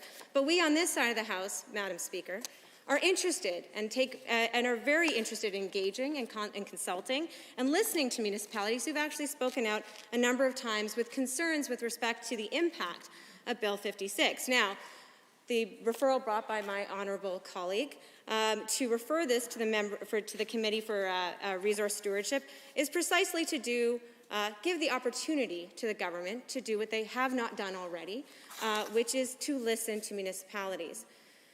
And I would like to go over a little bit about what Bill 56 does and why it's important, not just specifically for those municipalities, but for all Albertans, because that's what's really at stake here, Madam Speaker. So, for example, Bill 56, as we've talked about in this House, does a number of things. One of the things that it does is that it does extend the MSI, the Municipal Sustainability Initiative, for another couple years. And while it is true that this Bill 56 enshrines decisions that were made by this government in their budget 2021 to provide additional funding for this year for the MSI fund. What the government does not want to talk about is that it actually substantially decreases MSI funding for the next 2 years. Now, here's what's important about that, Madam Speaker, which is that we just got to listen to a lovely diatribe again from the Minister for Municipal Affairs about the economy, but this is precisely on point for how this government has treated the economic downturn that much of it has been created by themselves, by the fact that although apparently it was a responsibility of former governments to prepare this government for the pandemic, when they have dropped the ball every step of the way on this pandemic, they actually, even before the pandemic, Madam Speaker, because it must be said over and over again, lost 50,000 jobs in this province before the pandemic hit, increased the deficit by $12 billion before the pandemic hit. So they actually set themselves up for failure and then have continued to fail every step of the way since the pandemic has hit, particularly with respect to economic recovery. And this bill is a perfect example of that. Because yes, while there's increased funding this year for the MSI fund for municipalities, it's going to significantly drop by 44% for the next 2 years. So again, this government is living in a la-la land where apparently this is the only year where we're going to be recovering from the economic downturn that they've exacerbated and made much worse for all Albertans. Apparently, in the next budget year, everybody will be okay, and it's okay for municipalities to lose 44% of their MSI funding, because this year is going to be the year to fix it. Well, let's talk about where we're at so far this year, because it's only a month. Well, actually, not even a month. It's actually only a week into this fiscal year. And we already know that, once again, this government is setting up Albertans and Alberta businesses for failure because they continue to drag out half measures during COVID, which is without any additional supports that have been announced to date for businesses to get through this difficult time. They continue to ignore that, to let them fail, and in fact, consistently over the past year, by taking half measures at every step, but failing to provide supports for workers and businesses to get through the pandemic, they've set us up for a worse economic situation than we would have been in. Like all jurisdictions are in a tough economic situation right now because of the pandemic, but they've made it exponentially worse. And they continue to fail to provide that support, but apparently it'll all be okay in a year, right? It'll all be okay. It's okay if municipalities only get the bump in funding this year, but they don't get it for the next 2 years. So let's hear what the municipalities, what this government does not want to listen to, let's hear what the municipalities have to say about that. So first of all, let's talk about what MSI does, right? So MSI funding can be used for a number of different things. It can be used for capital projects such as building roads, bridges, public transit vehicles or facilities, emergency services facilities or equipment, water and wastewater systems, solid waste management facilities or equipment, regional or community airport facilities, other municipal buildings such as recreation facilities, sports facilities, libraries, public work buildings, cultural and community centers, all critical municipal projects. It can also be used to improve efficiency or effectiveness and increase municipal services and planning activities and provide assistance to nonprofit organizations, things that are all critical right now, but especially critical as we get into economic recovery. So this government has announced this funding for this year, but the following year, apparently, all those projects, all those services, they're not as required anymore by municipalities. And in the city of Edmonton, where I live, where the former Minister of Municipal Affairs lives, and he should be listening to the city that he lives in, he should be listening to the constituents of the riding that he represents, the city of Edmonton is talking about what will this 44% cut mean down the road for them. Well, it has an impact now, because unlike this government, municipalities do have to plan ahead. They do need to make decisions now about what projects they won't be able to do in the future as a result of this cut in funding. So, for example, the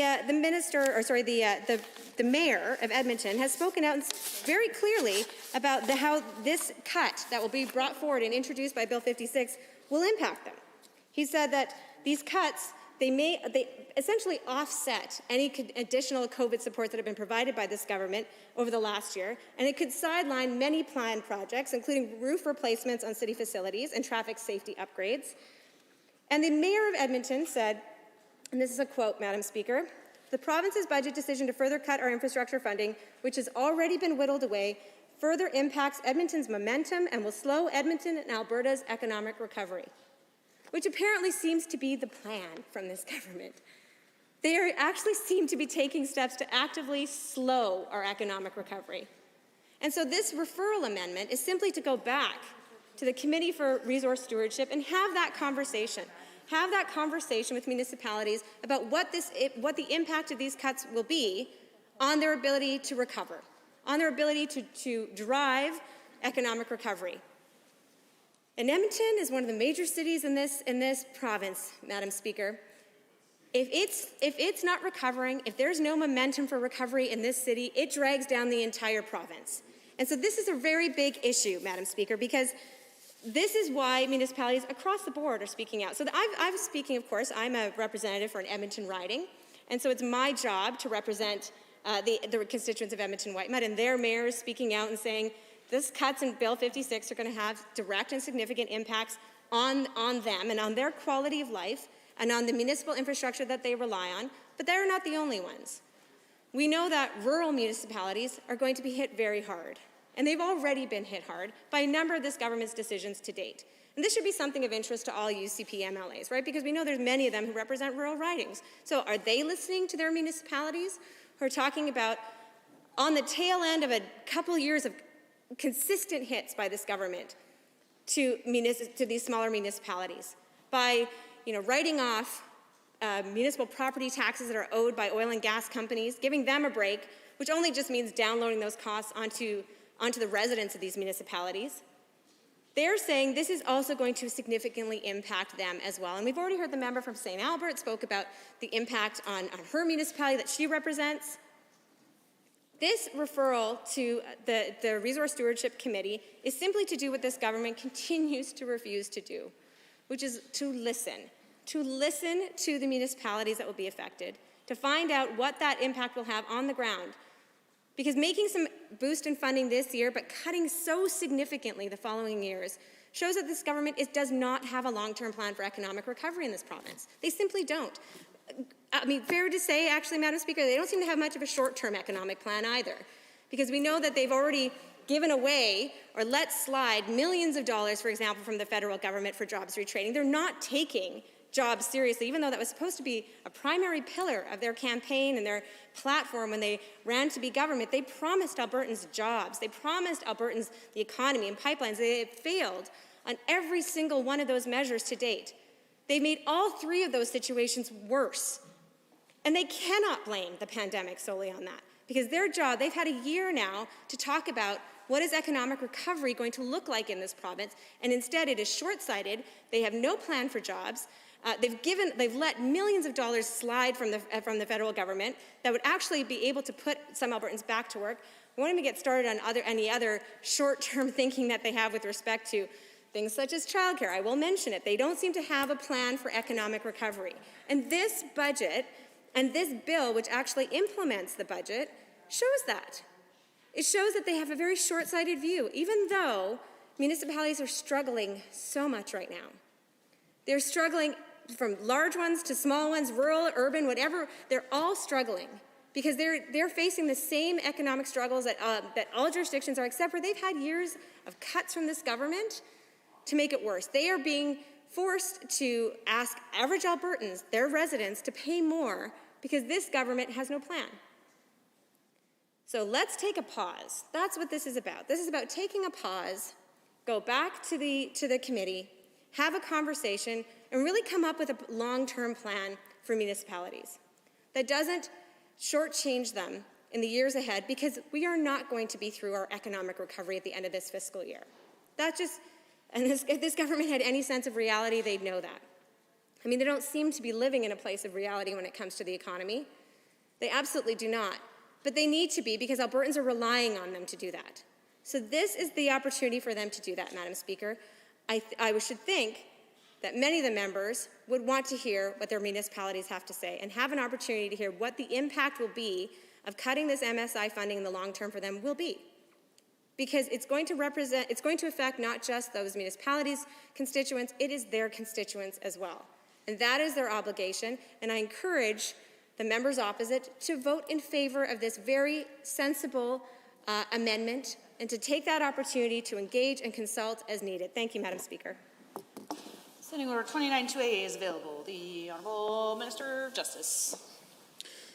Thank you, Madam Speaker. Madam Speaker, I want to respond to the member for Edmonton, White-Mud, on her commentary on the referral amendment to Bill 56. Madam Speaker, if you sit in this particular chamber and listen to the member from Edmonton, White-Mud, you would think that there is any shred of reality from all of their tribe that she was involved in.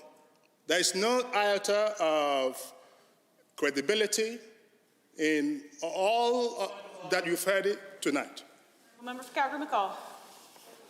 Under 23 INJ, I think Minister of Justice is standing on 29-2A, which is an opportunity for a member to comment on the issue at hand or some question while he's just making direct allegations contrary to 23 INJ on the member that her comments lack anything close to reality and all those things.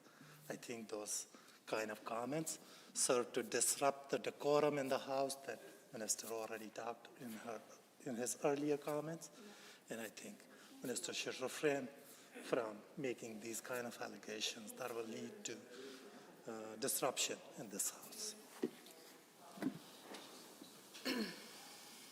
The Honourable Minister of Justice. Thank you, Madam Speaker. Madam Speaker, obviously, whilst I share the member for Calgary McCall's view that members should not engage in anything that would lead to that will lead to, a bit of process before the floor of this assembly.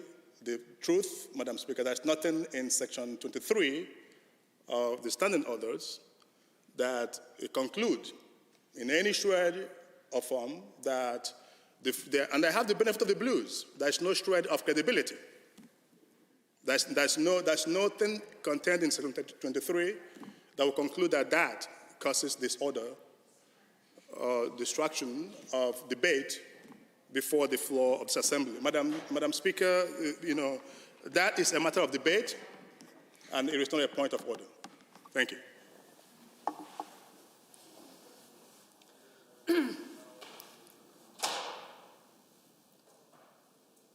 Honourable members, it's not Thursday yet. Not sure why we're here yet again. I would not find this to be a point of order. However,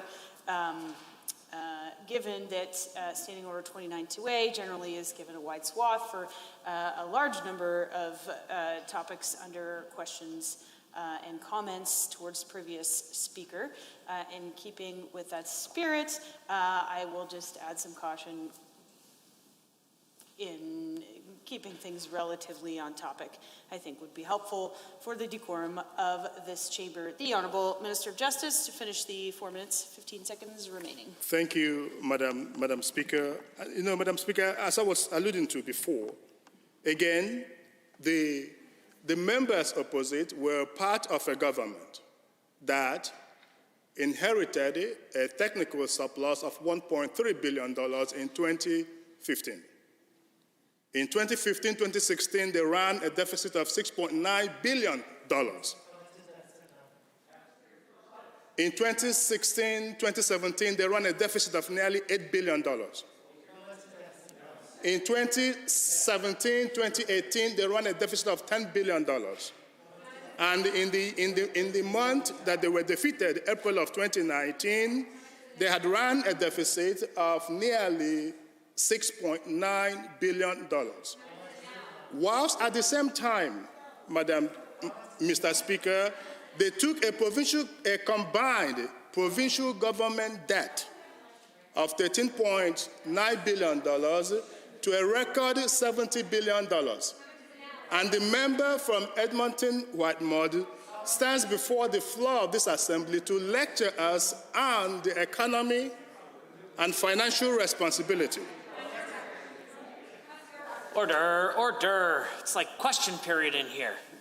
I think members of the Assembly are familiar with how we conduct ourselves during different periods of time of the day.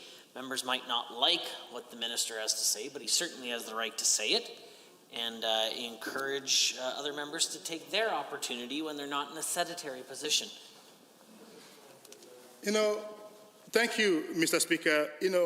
That is part of the history of what brought us to the point where the members on this side of the aisle, as government, were given a mandate to ensure that we rebuild our province. Madam Speaker, Mr. Speaker, that is why Alberta was not prepared for the pandemic as a consequence of the policies of the members opposite, and the member for Edmonton Whitemud stands before this assembly to lecture this assembly about economic policies, when her party, then in government, ran the province to the ground. Mr. Speaker, we would not return to the failed economic policies that nearly destroyed our province. Mr. Speaker, the final point I want to make is this. We, as former Minister of Municipal Affairs, I ensured $500 million in municipal stimulus project plan. The bulk of that particular money is to be spent in 2021. Mr. Speaker, we ensured a record $1.7 billion more in capital funding in 2021 alone from that of 2020. And over 3 years, Mr. Speaker, we have devoted $20.7 billion in capital infrastructure, despite the increases in taxes perpetuated by the members opposite that in fact led to billions of dollars less in taxes. They increased taxes by 20%, and Mr. Speaker, you would think that when you increase corporate income tax, you will scoop more revenue. But the reverse was actually the case. And on a struggling economy, struggling businesses, their recipe for economic revival is more deficit, more taxes, at a time that businesses are struggling. Mr. Speaker, we would now return to the failed economic policies of the previous government. Mr. Speaker, the final point I want to make with respect to Bill 56 is that this is a legislation that impacts Budget 2021. The members opposite can sit here and waste their time, but they know very well that Budget 2021 is already law. And therefore, Bill 56 is meant to align Budget 2021. Thank you, Mr. Speaker. Honourable members, that concludes the time allotted for 29.2A. Is there anyone else wishing to speak to the Bill 56, Local Measures Statutes Amendment Act 2021? The Honourable Member for Calgary East, followed by the Honourable Member for Edmonton Gold Bar. Thank you, Mr. Speaker, for this wonderful opportunity today, for allowing me to speak here on the important topic, ensuring changes that will help modernize and align the Local Measures Act with the new 2021 budget. I oppose this amendment for many, many reasons, which wants to refer this bill to the Standing Committee on Resources and Stewardship. Bill 56, the Local Measures Act, amends to align changes to Local Government Fiscal Framework, LGFF, and the Municipal Sustainability Initiative, MSI, with Budget 2021. It also will aim to modernize Alberta's 911 technology through important amendments to the Emergency 911 Act. Firstly, I would like to acknowledge the Minister for Municipal Affairs for taking this initiative, an important measure to ensure the protection of Albertans are improved and ensuring the MSI and the LGFF align with the Budget 2021, and would like to extend my appreciation to all Albertans and key stakeholders for listening to the numerous concerns around issues with violent crimes and serious challenges that are faced by our vulnerable population. Mr. Speaker, Bill 56 is proposing a number of changes to the Local Measures Act and would ensure Albertans in our local municipalities feel supported and respected. The LGFF will be implemented in 2024 and 2025 with the predictable, stable, legislated baseline funding of $722 million, which will rise or fall based on provisional revenues, and the Local Measures Act will support Budget 2021 by extending MSI funding to 2023-2024 to provide front-loaded and flexible capital funding for municipalities. MSI funding is condensed over the next 3 years to an average as $722 million per year, as Alberta is ensuring that we live within our means as we face the unprecedented challenges with COVID-19. Mr. Speaker, Alberta's government provided $500 million to municipalities under Municipal Stimulus Program in 2020-2021 as part of Alberta's recovery plan. much of which will be spent in 2021. The aim is to have a future balanced budget with an assurance of creating jobs and more businesses in the province. If we continue to follow the path to pursue financial stability with our system, then this will be definitely help the province and all Albertans. Mr. Speaker, let me be reminded that again, our government's platform made a promise to make life better for all Albertans. Domestic violence rates increased during crises like the COVID-19 pandemic. Alberta's government provided an additional $6.1 million to shelters across the province, ensuring supports continue to be safe and accessible. Alberta already has one of the strongest legislation to protect and ensure all Albertans feel protected against crime. Just this year, under the Vital Statistics Act legislation, we made an efforts to ensure criminals do not have the opportunity to change their name, and just last year, Alberta's version of clearance law was introduced to allow vulnerable Albertans who may be at risk for domestic violence to access relevant information about their partner. This legislation, with the changes to the 911 Emergency Act, will increase the reliability of the services being provided by first responders. Mr. Speaker, Bill 56, we are committed to protect the vulnerable Albertans with the modernization of legal legislation like the 911 Emergency Act, and will increase the protection and safety Albertans who are faced with acts of emergency situations.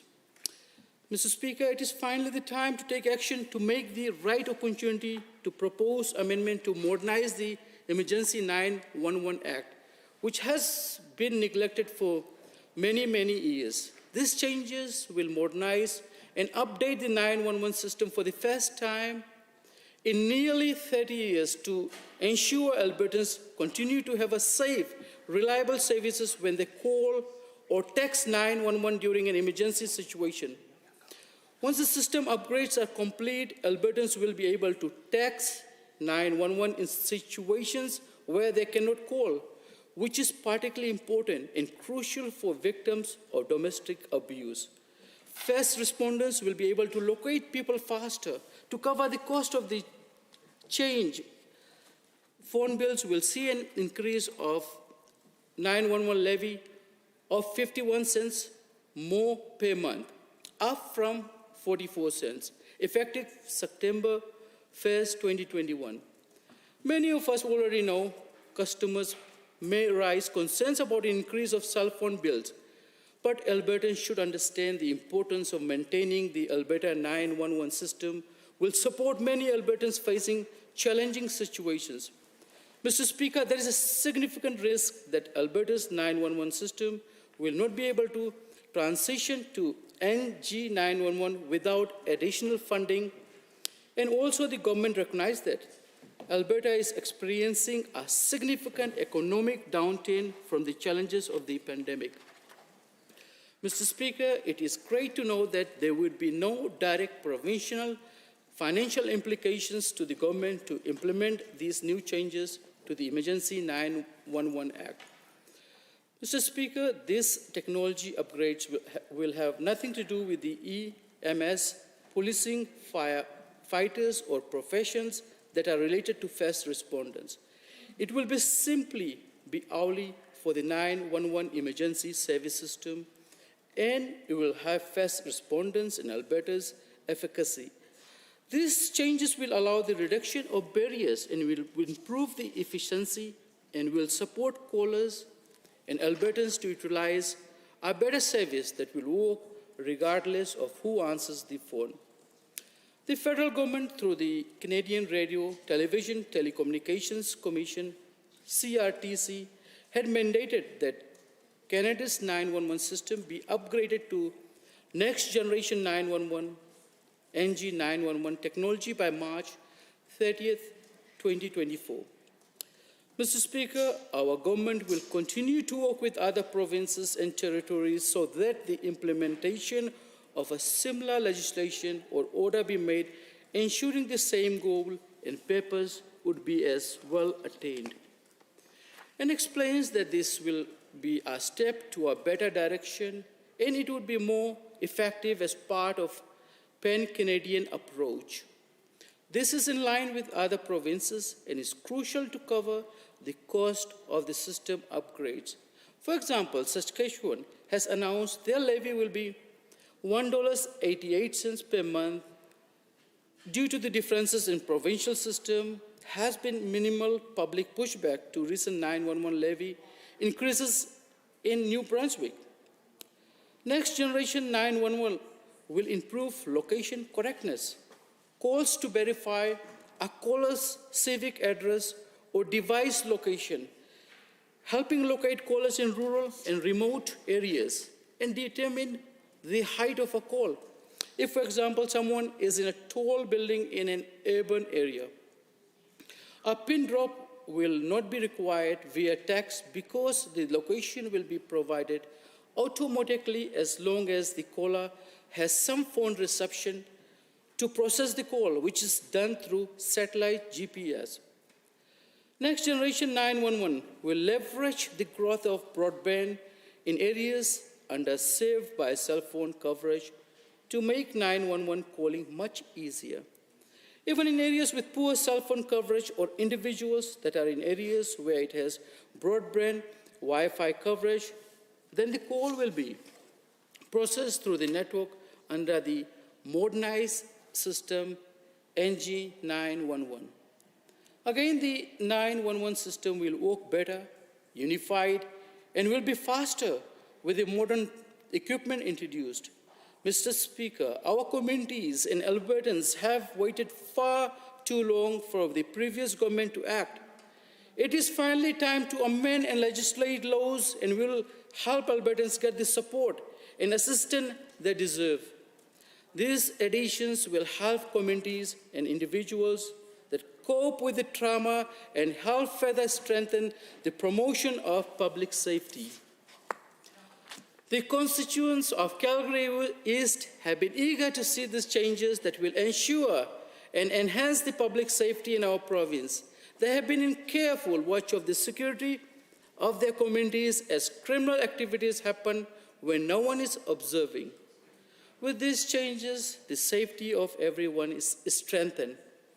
Mr. Speaker, Bill 56 will further strengthen our commitments to help ensure our vulnerable Albertans that are faced with violent crimes are being protected and have access to reliable and effective, efficient services.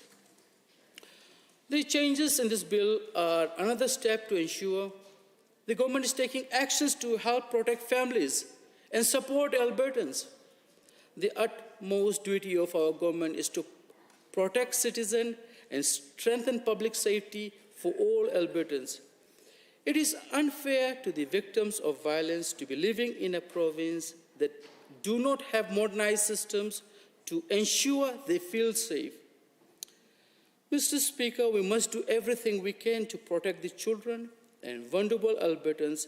That is why it is important for this bill to pass. And there have been many groups and stakeholders who have voiced their support on this bill. The government will never stop finding solutions and communicating information that is vital for the resolution of the current situation. I know that this will receive positive remarks from other governments and would likely adopt these changes as we try to work harmoniously together. Mr. Speaker, I again encourage everyone in this chamber to support this bill and support all individuals that are dealing with the challenges and the families that are affected.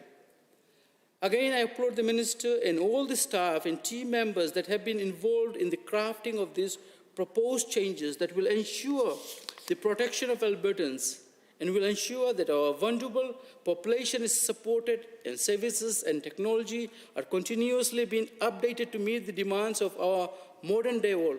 Thank you, Mr. Speaker. Honourable Member, Standing Order 29-2A is available if anyone has a brief question or comment for the member for Calgary East. Seeing none, the Honourable Member for Edmonton Gold Bar. Thank you, Mr. Speaker. I'm pleased to rise and offer some of my thoughts on some of the proceedings that we've heard on Bill 56 and the amendment, or the amendment to refer this to committee. I just want to start my comments, I guess, by addressing some of the things that my colleague from Calgary East had to say about the necessary steps that the government is taking to ensure public safety. And it's, you know, this government has talked a lot about enhancing public safety.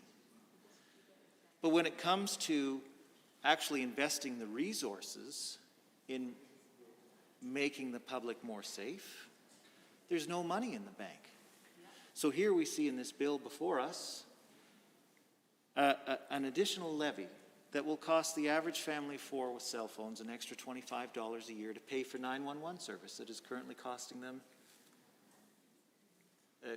whatever, it's an additional cost, right? To have the same service that they had last year. We see that with policing, as my friend from St. Albert pointed out.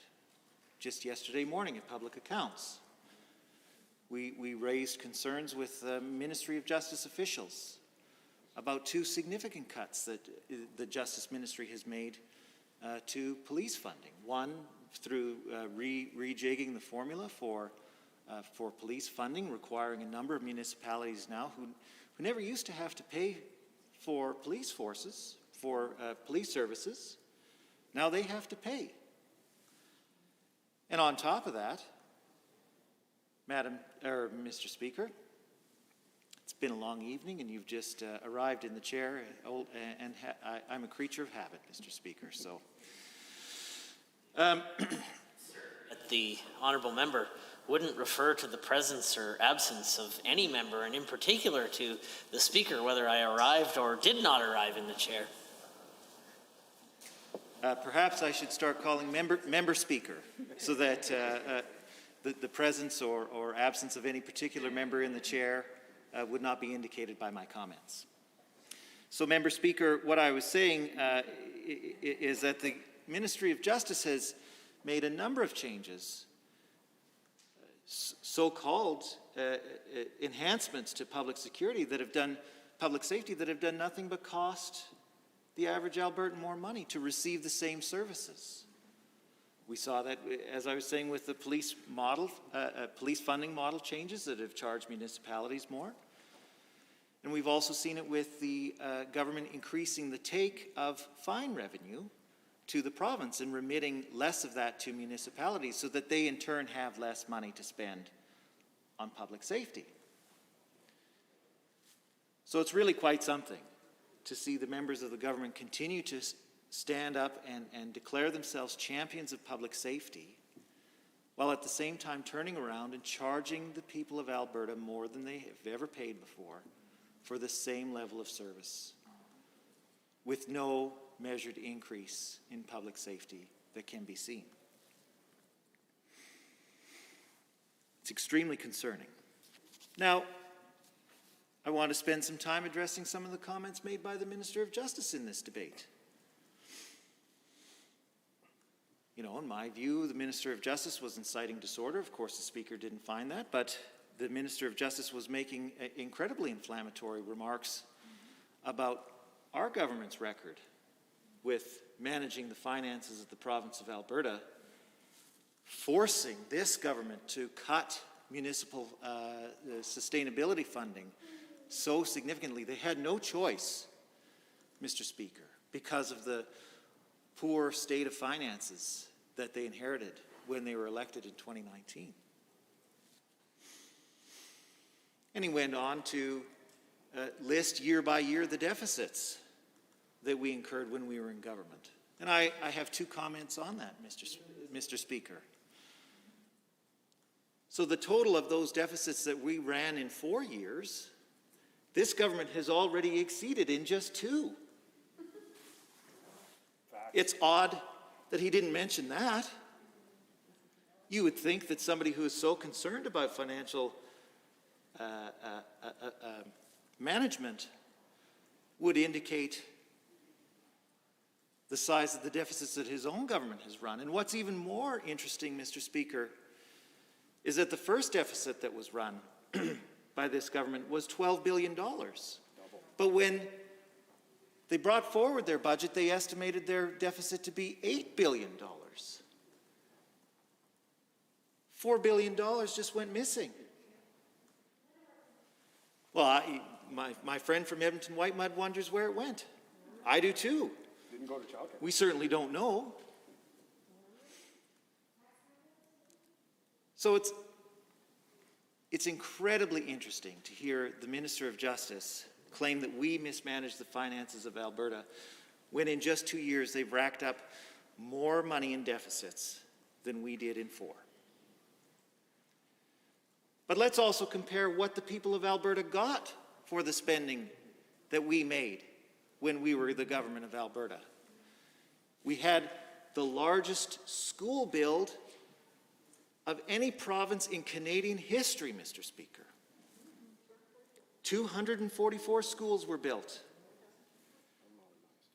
And in fact, we built so many schools, the present Minister of Infrastructure wants to take credit for them when we question him on his pathetic infrastructure budget with respect to education.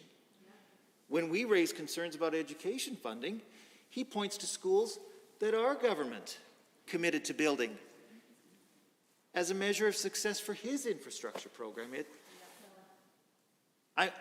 I'm glad that he's so proud of our record of building so many schools. We also built healthcare facilities. I think of the High Prairie healthcare facility that was built under our watch. The Calgary Cancer Center was a significant investment. I know that was just a fancy box to some members opposite, but that fancy box is set to save thousands of Albertans' lives over the coming years. And I could happily educate the Minister of Justice on the infrastructure investments that I made as Minister of Advanced Education in post-secondary education campuses all across the province. But unfortunately, the speaking time limits are so severe that I wouldn't have time in the 15 minutes allotted to me to educate the Minister on the successful spending on infrastructure that we made. That's what the people of Alberta got for the spending that we did when we were in government. What did the people of Alberta get with the spending from this government? Billions of dollars given away to massive corporations who didn't need the money, only for them to pull up stakes and blow out of town. Where's Encana? They're now called Ovintiv, and they live in Denver. And for people who have studied under the draft curriculum of this government, Denver is not located in the province of Alberta.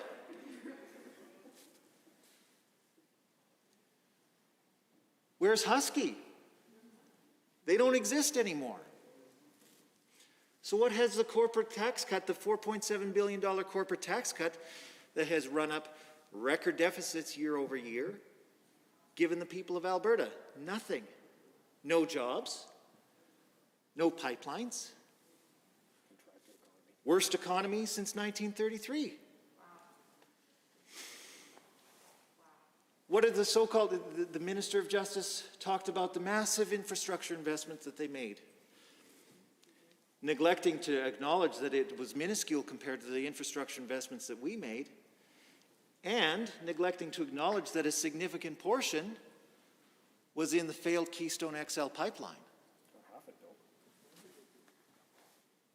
This government threw away billions of dollars on a project that has given absolutely nothing to the people of Alberta in return.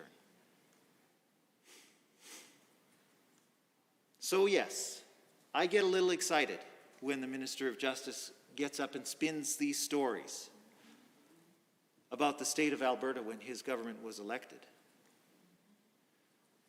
Because in comparison to the mind-numbing incompetence that this government has shown in only 2 years, things looked pretty darn good from 2015 to 2019. That's certainly what I'm hearing from my constituents.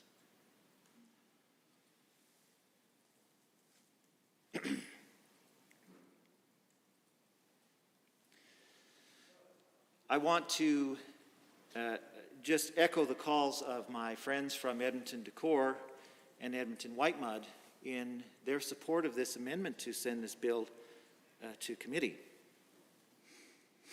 Now, I think it's fair to say that even though my friends from Edmonton Decor and Edmonton Whitemud represent Edmonton constituencies, we have constituencies that have vast cultural, linguistic differences. The north side of the city is very different from the south side, which I'm proud to represent. But even my friend from Edmonton Decor and I can at least find common ground on the need to send this bill to committee. Moreover, my friend from Edmonton Whitemud represents a neighborhood with a socioeconomic status so high that I feel the need to dress up in a tuxedo every time I go door knocking in Edmonton Whitemud. But even her constituents, as well off as they tend to be compared to my constituents, will suffer greatly under this bill if it goes forward. And that's why even she and I, even though we represent vastly different constituencies, can find common ground on the need to send this bill to committee, because we don't have a full understanding of what the impacts of this significant cut to MSI funding is going to mean for our communities. As my friend from Edmonton Decor said, the Minister of Municipal Affairs failed to consult with municipalities before making this decision, sprung it on them completely by surprise. And I think he's quite wise when he suggests that we pump the brakes a little bit and send this bill to committee to make sure that we have the opportunity to look at the potential impacts that this will have. And he listed some of the impacts that he expected to see for his community. Definitely will result in potentially poorer bus service.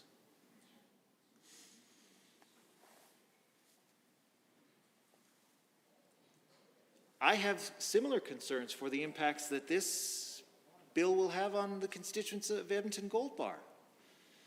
Now, when the mayor of Edmonton released his comments on the budget and the government's plans to cut MSI, he did go out of his way to say that a number of projects that will significantly impact the people of Edmonton Gold Bar will still go ahead. The 50th Street overpass will still go ahead, as will the South LRT extension. Now, those were projects that were funded under our government, and the current government, thankfully, hasn't taken the axe to those projects. But I can't help but wonder what the future impacts are going to be to my part of the city. Certainly the infrastructure needs in Edmonton Gold Bar are extremely great, Mr. Speaker. I represent an area that was built largely between 1945 and 1965. So all of the infrastructure in those neighborhoods is anywhere from 50 to 70 years old, well beyond its useful life. Now, over the years, we've seen the city of Edmonton invest significant amounts of infrastructure dollars in neighborhood renewal. Neighborhoods of King Edward Park and Bonnie Doon have been extensively renewed thanks to investment in infrastructure on behalf of the city. But there are a whole bunch of other renewal projects that are now at risk. Potentially, we don't know. We don't know what the impact of these MSI cuts are going to be. But maybe those are things that are going to be at risk. I've heard similar concerns about bus service in my constituency. So I urge all members of the House to pump the brakes, vote for this amendment so that we can consider fully the full impacts of this bill before we vote on it. Thank you, Mr. Speaker. Standing Order 29-2A is available. I see the Honourable Minister of Justice and Solicitor General. Thank you, Mr. Speaker. Mr. Speaker, I wanted to very quickly respond to the comment by the member for Edmonton Gorba with respect to the referral amendment on Bill 56, the Local Measure Status Amendment Act 2021. Mr. Speaker, again, if you sit down here and you listen to the members opposite, you will think that they are actually looking at the facts, the blunt facts.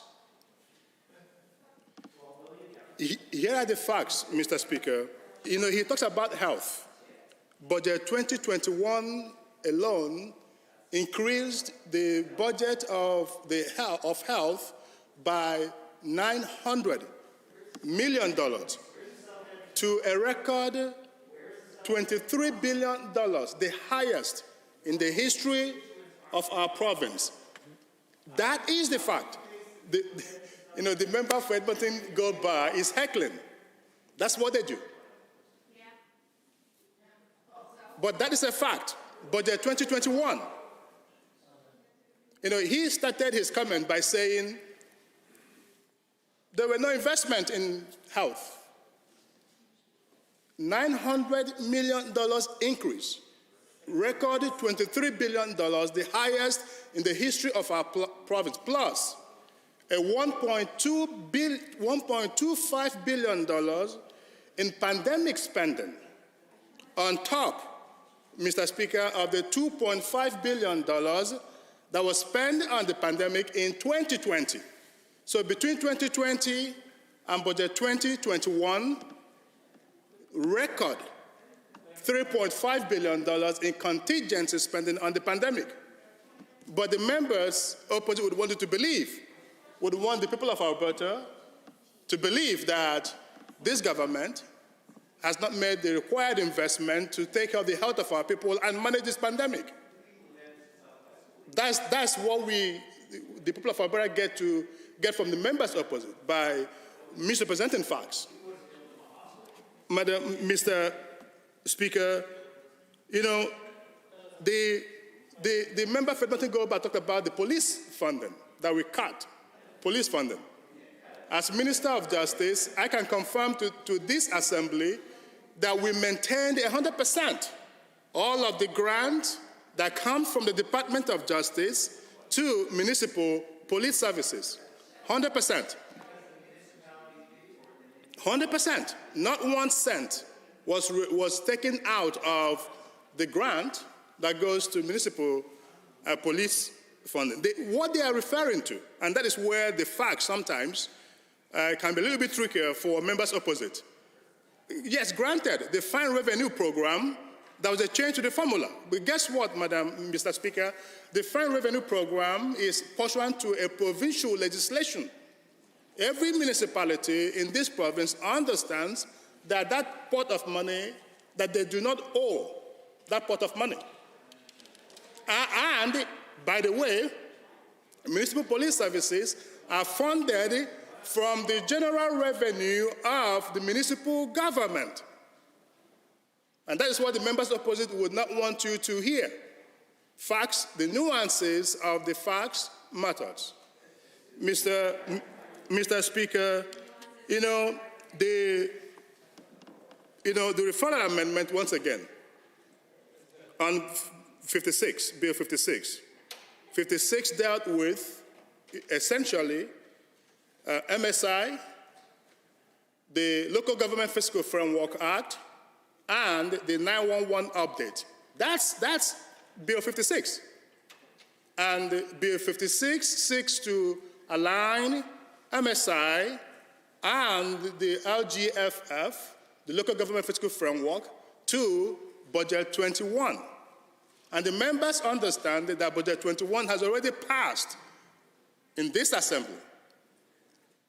And they understand that under no circumstances would that particular bill be referred to a committee of the legislature. Because budget 2021 is already in place by law. So, Mr. Speaker, again, the members opposite can sit here and watch the time of this assembly. Thank you, Mr. Speaker. Honourable members, that concludes the time allotted for 29-2A. We are on REF1, and I see the Honourable the member for Edmonton, Highlands, Norwood. Thank you, Mr. Speaker. And as I like to do, the first time I speak in a week in the House, just would like to, as always, acknowledge that we are more than a year into this pandemic, and of course, I think we need to always thank and remember our incredible frontline heroes, particularly those working in the healthcare system right now who are facing just incredible pressure and stress right now. And I think we all can agree on the fact that we're very grateful for the work that they're doing. And of course, not just healthcare workers, but all essential workers. And I'm getting inundated by messages from teachers right now as well, who are just feeling really, really stressed about this pandemic and about their safety and the safety of their students and school staff. So shout out to all those folks, if any of them are watching tonight. So thank you for that, and I will now speak to Bill 56, the Local Measures Statutes Amendment Act. I've not yet had a chance to speak to this bill, and wow, there's been a lot of very thoughtful commentary on this side of the House, and I think it's been a really great opportunity to talk about how we see this bill impacting our ridings, and as I will outline here in the next few minutes, I'm quite concerned about the impact that this bill will have on the constituents of Edmonton, Highlands, Norwood. And, you know, we've said it multiple times, I've said it multiple times in this House. We are all, you know, truly privileged to have the job that we do. And we're sent here to represent our constituents. And, you know, I've just seen so many times a failure of UCP MLAs to stand up and to speak to pieces of legislation that will impact their constituents. Admittedly, I'm not going to lie to you and say that I've been inundated by emails on Bill 56. I absolutely have not. However, I have been inundated by emails by folks who are concerned about many decisions of this government, and by folks who are struggling every day to make ends meet. And so I want to talk a little bit about why Bill 56, I think, will actually serve to exacerbate some of the challenges that at least my constituents in Edmonton, Highlands, Norwood face, and I know some of my colleagues have talked about as well. So let's get into some of the details before I share my sincere concerns about this piece of legislation. So what does Bill 56 do? So it extends the Municipal Sustainability Initiative, so the MSI, and it delays the implementation of the replacement program, the LGFF, the Local Government Fiscal Framework. It legislates cuts to MSI. We saw in Budget 2021, we saw an absolutely harmful budget for people and for communities. You know, when I did some analysis of Bill 56, and as I've been, you know, writing some notes here, I couldn't help but think about the ongoing impacts, or cuts, I should say, attacks, perhaps is even a better word, on communities. And I thought back to how just, gosh, time is confusing now, but perhaps a couple of weeks ago now, when we stood with representatives of Edmonton's community leagues, the FCL, and we also stood and represented the current concerns from Calgary community associations. They weren't able to join us in person, but we shared their concerns as well. And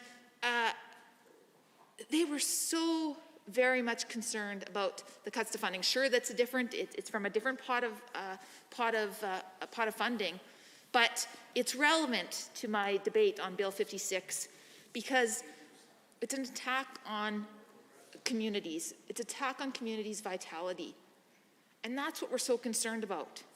All of us in this legislature are so proud to represent the communities that we do, but it's got to be hard for government MLAs to go home and face those communities.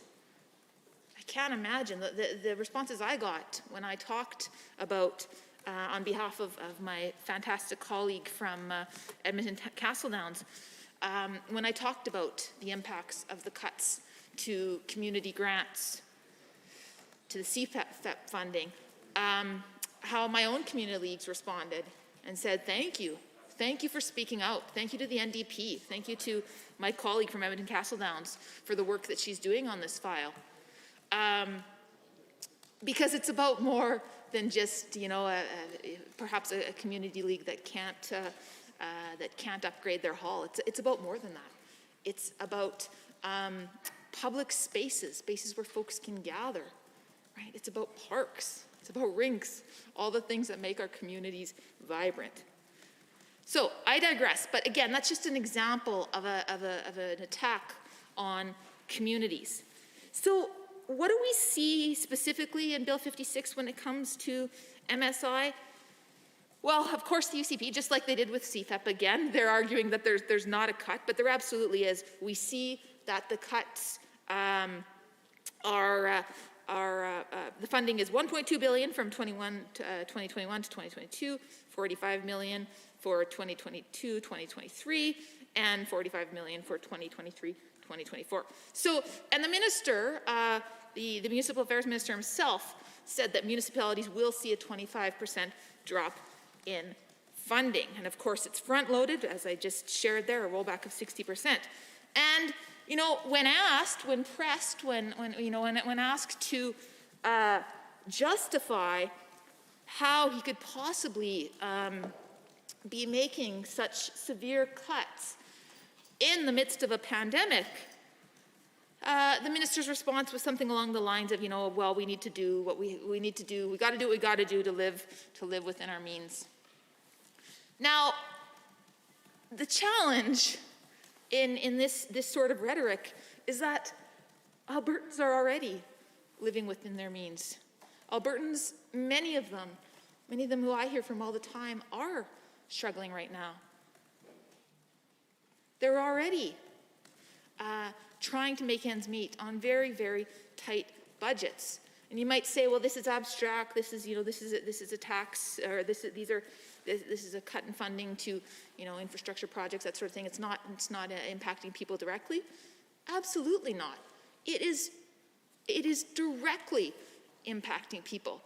Those municipalities are communities. Those are communities of real humans who all of us in this chamber represent. And this is a continued pattern of this UCP government of gutting Alberta's municipalities. We're seeing municipalities in some of the worst conditions they've been in generations. And I mean, folks in this chamber have talked about, or at least on our side of the chamber, have talked about the fact that the pattern is a long one, right? Whether it's, when we're talking about increased costs on Albertans, whether it's increasing park fees, provincial park fees, whether it's increases in property taxes, right? Whether it's some of the early decisions, which we absolutely need to remind Albertans not to forget, like the de-indexing of AISH, right? Which my colleague from St. Albert, we talked a lot about that when it happened, but I know her and me and a lot of our colleagues continue to hear from folks who are on AISH who are absolutely struggling. And what did the Premier say when we pushed back? It won't be too onerous. That's exactly right. It won't be too onerous. Well, it is pretty darn rich for a man who's getting a absolutely gold-plated pension in what, a couple years now? 2 years, maybe less? Maybe less, I don't know, time is confusing, but yeah, very soon. To say that this would not be too onerous for those folks. And I remember challenging him in this legislature and saying, six-figure pension, exactly. Come to, let's say, Boyle Street in my riding of Edmonton Highlands, Norwood. Come talk to folks who are struggling, folks who are on AISH, folks who are living rough, folks who aren't sure where they're going to sleep tonight, and talk to them about what's onerous. Absolutely out of touch with Albertans. And so when, pieces of legislation like this one and others will be justified by this government saying that these are incremental changes, this isn't a big deal. Absolutely not. These changes add up and they impact Albertans in many ways. Now, interestingly, I did a little bit of digging about some of the other specifics around this. So we saw that the original plan that this government crafted is that municipalities and Métis settlements were set to share around $405 million. Now that amount is going to be cut to $340 million. And I thought about how, we tend to think, I admittedly, I'm the representative of an urban area. My riding is, considered partly inner city. It's very much an urban riding with no suburbs or anything along those lines. And, so I admit fully that that's the lens that I come to this debate with. But I've talked a lot about the fact that, I've spent more of my life living in rural Alberta than I have in urban Alberta. Grew up in Barrhead, taught in Balf and Forestburg, lived in Camrose. And those formative years of my life, and I wouldn't have changed it for the world. But I can tell you, I still talk to a whole heck of a lot of rural Albertans, and I still have those connections. My dad lives in north of a place called Fort Assiniboine, near somewhere called Topland that you can hardly find on a map. There is a cemetery there, and a hall. So, I'm certain that I can speak with some level of, certainty on the fact that a lot of rural Albertans are feeling pretty hurt by this government right now. They're hurting in a lot of ways. It's not just urban municipalities who are getting the raw end of the deal, although they're certainly hurting as well. And I have to mention Métis settlements. Métis settlements are getting a cut. The same Métis settlements that have been absolutely ignored by this government under another piece of legislation that's before us right now. So again, it's Albertans from all walks of life who are being impacted by this legislation. What is that going to mean for Métis settlements that are going to be dealing with fewer dollars in the midst of a pandemic? And we're seeing, I've talked about this pattern. I've talked about this pattern that our communities are basically being left to sink or swim, being told to essentially, fend for themselves. My colleague, the municipal affairs critic from Calgary Buffalo, he talked about the fact that, listen, this is happening at a time when communities, municipalities, are looking for assistance. We're in the midst of a pandemic. They're looking to be able to rebound from this pandemic. And he said, and I quote, "It's not good news. It's less money, it's less stability. At the municipal level, it's less predictable." My colleague from Edmonton Whitemud talked a lot about the fact that we should be looking at economic recovery right now, right? Communities need to be, this is exactly the time when we need to be investing. We need to be investing in infrastructure projects, not cutting. You know, for a government and a minister over there that rants about fiscal sense, it seems that this is sorely lacking. And if there was any way I can bring up one of my passions, and that's curriculum, I think about how, as a social studies teacher, you know, we would teach economics at the grade 12 level, and we would talk about the evidence that shows that, you know, at a time of recession, depression, the answer is not to cut. We're talking about, you know, Keynesian economics here. We're talking about sound fiscal policy. The answer is to invest and to stimulate. Yet, Honourable members, Standing Order 29-2A is available. See the Honourable Minister of Justice. Thank you, Mr. Speaker. Mr. Speaker, I just wanted to respond to the member for Edmonton Highland Norwood with respect to her commentary on the Referral Amendment and indeed on Bill 56 overall. You know, Mr. Speaker, listening to her, you would think that this bill would gut municipalities. Mr. Speaker, nothing can be further from the truth. We are front-loading in budget 2021-2022, $1.96 billion. Mr. Speaker, that is on top of the $500 million that the Premier and I announced late last year in municipal stimulus program, the bulk of which is to be spent in 2021. And Mr. Speaker, I want to also make some corrections so that the record would reflect what this Bill 56 would do, because when listening to the member for Edmonton Highland Norwood, she referenced the fact that it will cut MSI from that $1.96 billion to $45 million in 2022-2023 and $45 million in 2023-2024. Those were her words.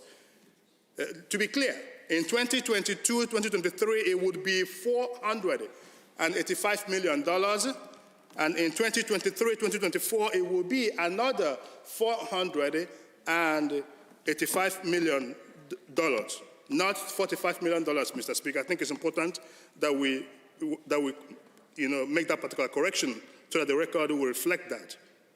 But again, Mr. Speaker, you know, the people of our province, the only people that don't understand that we need to be good stewardship of Alberta's tax dollars are the members opposite. The people of Alberta gets it. But, Mr. Speaker, they talk as if that, you know, they can't eat their cake and have it. They say we are running debt and deficit. We are running deficit. At the same time, they say we are cutting. Mr. Speaker, we have a record deficit in Alberta's history, more than $20 billion, because of the pandemic and because of the mess that the previous government made to Alberta's economy. Mr. Speaker, we have opened up the Treasury, you know, to make sure that we protect lives and livelihood during this pandemic. And that is why, Mr. Speaker, a record $900 million in health funding, $23 billion, highest in the history of our province, more than the NDP allocated for health in 2020, 2015, 2016, 2017, 2018, and before they were fired by Albertans in 2019. You know, Mr. Speaker, again, you would think that when you raise taxes, which is the beginning and the end of the NDP's economic policy, raise taxes, run debt and deficit, plug money from the street, from the trees. That is the end and the beginning of the economic policies. But the truth is, they did that. They increased taxes, corporate income taxes, by 20%, from 10 to 12%. Mr. Speaker, what was the result? They took multi-billion dollars less in corporate income taxes because their policies chase corporations and companies and job creators away from our province, and there were no companies' profit to tax. And, Mr. Speaker, you would think that they would have learned from that. They talked about 50,000 jobs lost in the first year of this government.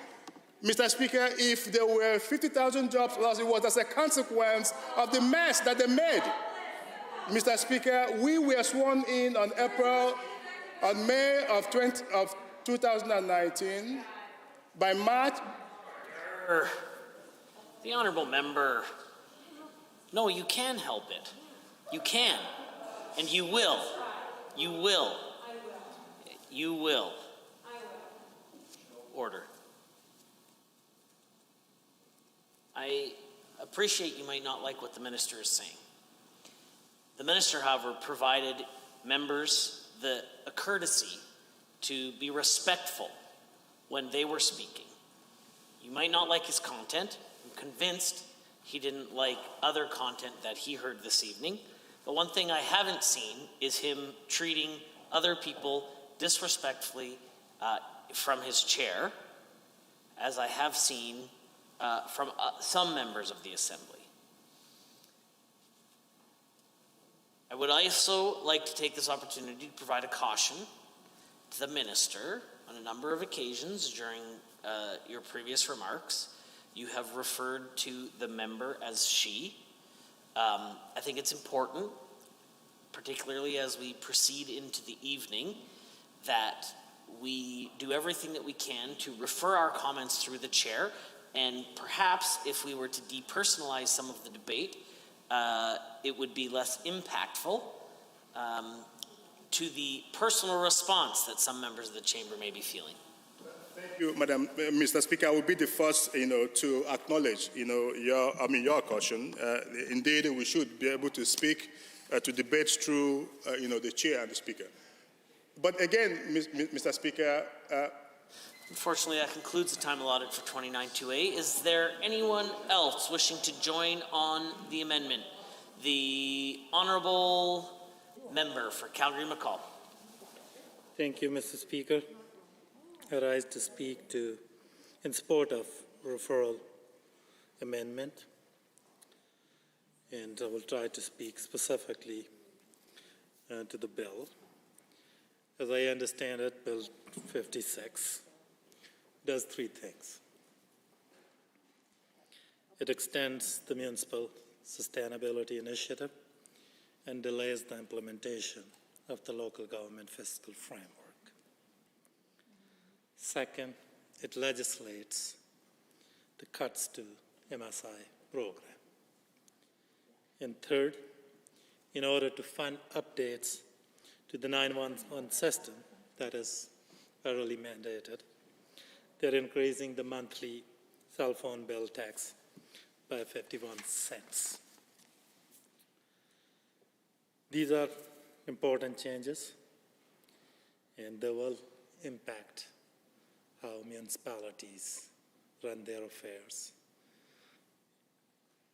in this year and coming years. And Mr. Speaker, with these changes, the government is doubling down on their failed strategy, and they are doubling down by offloading the costs onto the municipalities.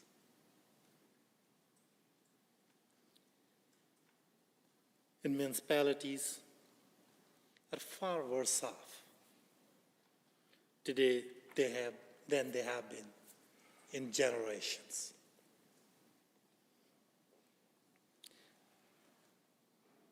And these changes,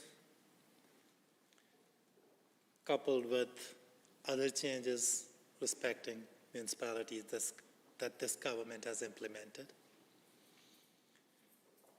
the cumulative impact of these changes is huge.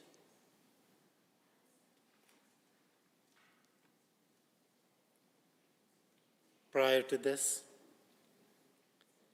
they have increased costs for municipalities.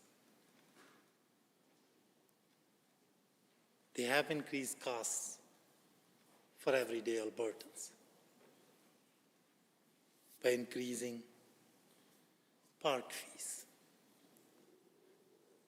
by de-indexing the income tax system.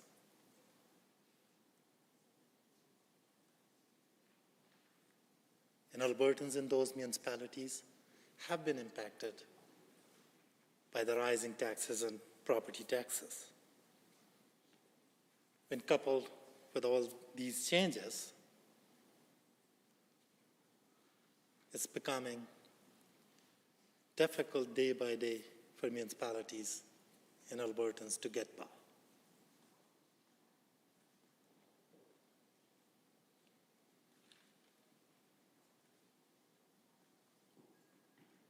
Minister has talked about economy and how their policies somehow are making economy better. But the people we talk to, municipal leaders we hear from, they do not agree with that. And there is enough evidence, there is enough data that shows that Albertans are far worse off because of this government policies.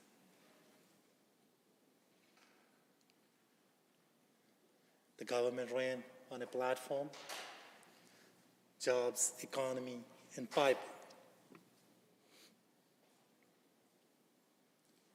These are just hard facts, stats from Stats Canada, that before the pandemic, before even pandemic hit, Albertans lost 50,000 jobs under this UCP government's watch.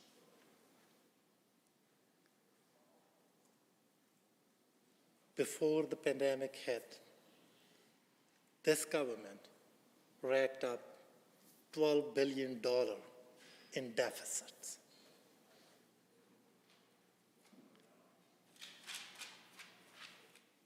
The deficit, which no Albertan is better off for it.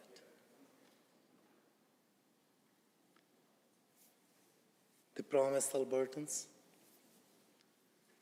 that their policies will bring prosperity. Minister of Justice was talking about failed policies. As a student of economics, I can say that trickle-down economics, even it's not in economics, it's pretty much a trick. They followed blindly the policies of trickle-down economics that have failed across the globe, that have been rejected universally.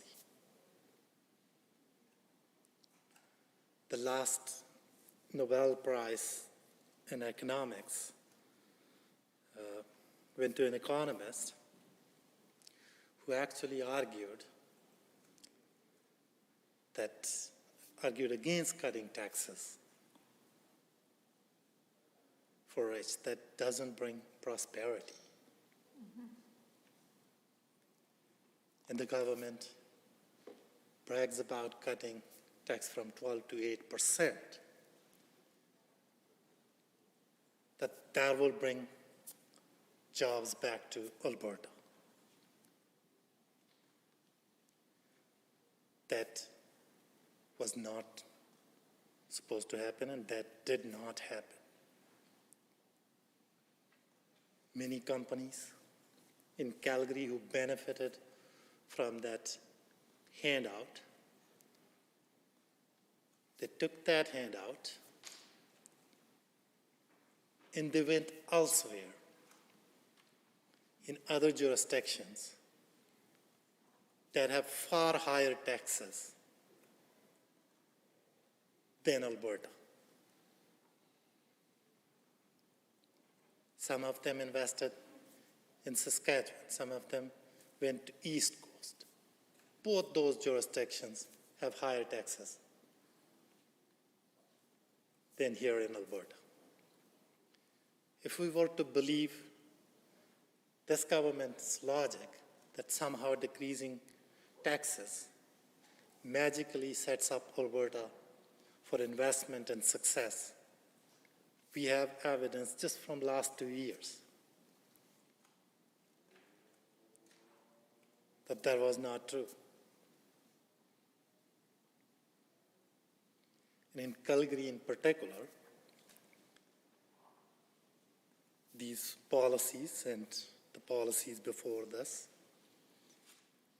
has adversely impacted city of Calgary. Our downtown is sitting at 30% vacancy rate.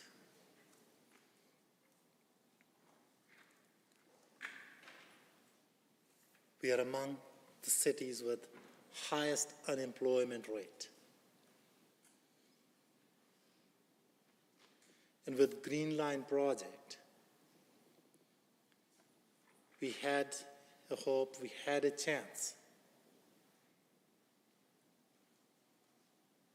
to set up our city for success by adding that critical infrastructure and by creating at least 20,000 much-needed jobs. That project has been delayed. And now, with these further cuts,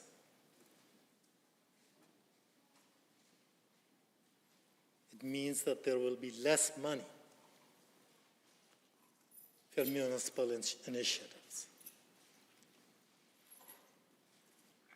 It means that they will have less ability to create jobs.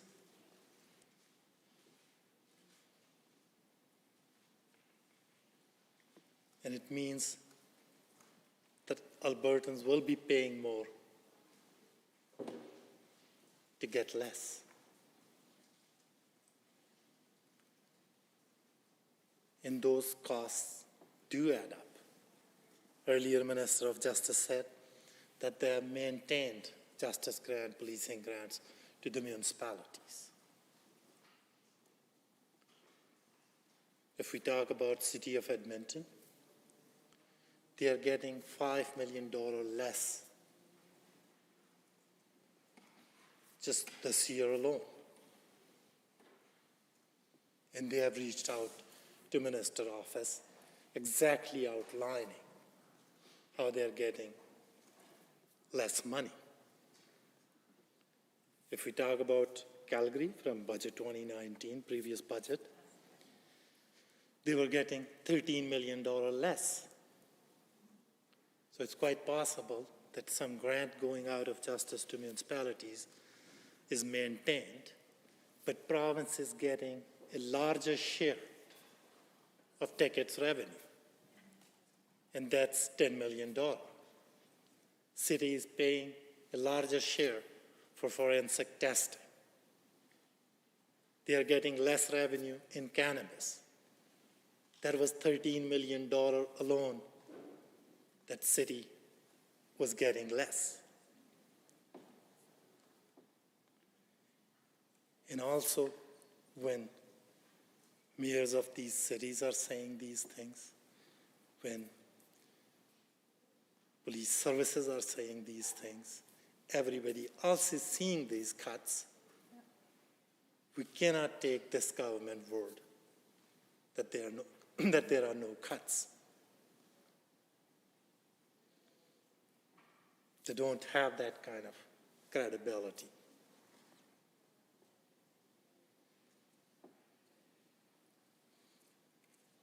For months, they insisted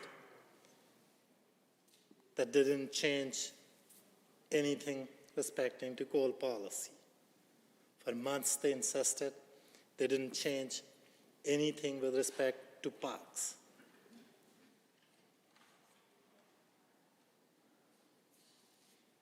But Albertans certainly found out that no, they did change coal policy. They did change fee schedule for Albertans, park users. And all those things are adding up costs for Albertans at this difficult time. Every time a minister gets up, talks about record investments in health. When we account for population growth and inflation, health budget is $6 million less where it should be. One thing I can give credit to this government, their record fights with doctors. No government in Alberta, across Canada, across globe, did that during the pandemic.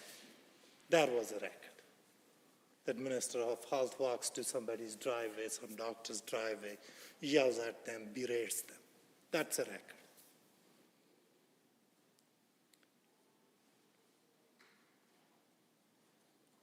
Displacing doctors' master agreement with the dint of law during the pandemic, that's a record.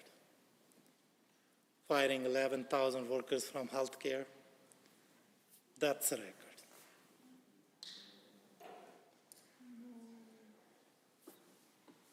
And when it comes to healthcare, I do not think that Albertan will remember this government for their investments. They will remember this government for their fights with doctors, for firing frontline healthcare workers, for disrespecting health professionals. That will be the legacy of this government.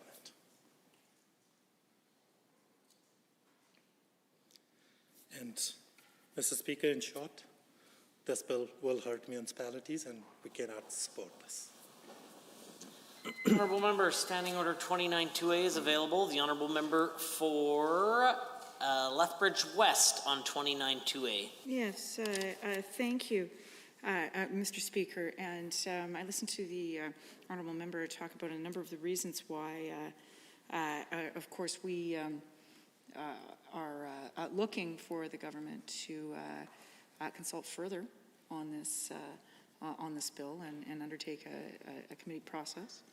And I'm wondering what the honourable member for Calgary McCall might think that he might hear from his own constituents in Calgary Northeast with respect to what the government might hear if they were to be so bold as to undertake a committee activity and, in fact, a public exercise if this bill were to be referred.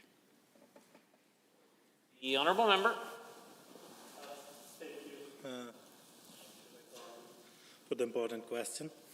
I think earlier Minister of Justice mentioned that this bill is tied to the budget, so I have had the opportunity to talk to many of my constituents with respecting to many of the initiatives that are contained in this budget.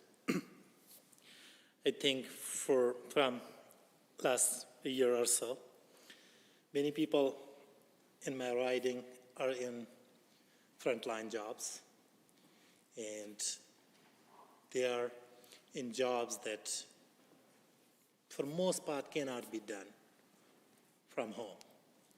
So they do not have an option of working from home. And I do not believe that this government supported them properly throughout this pandemic. Instead, at one point, the government and Premier did blame them for spreading the virus. And when there was an opportunity to provide support to my constituents in many hardworking frontline Albertans through federal program. Government took 282 days to apply for that program. And when they applied for that program, they set the criteria in a way that will exclude many from applying for that benefit, such as cab drivers, Uber drivers. And then they also added another layer there that those workers won't be able to apply on their own. Rather, it will be their employer applying for them and will get a $35 million in admin cost and all that. Then in June, my constituents were hit by the 4th largest natural disaster in Canadian history. And again, this budget does absolutely nothing to help them at this time. And on top, what we are seeing, government removed cap from insurance. Now their insurances are going through the roof.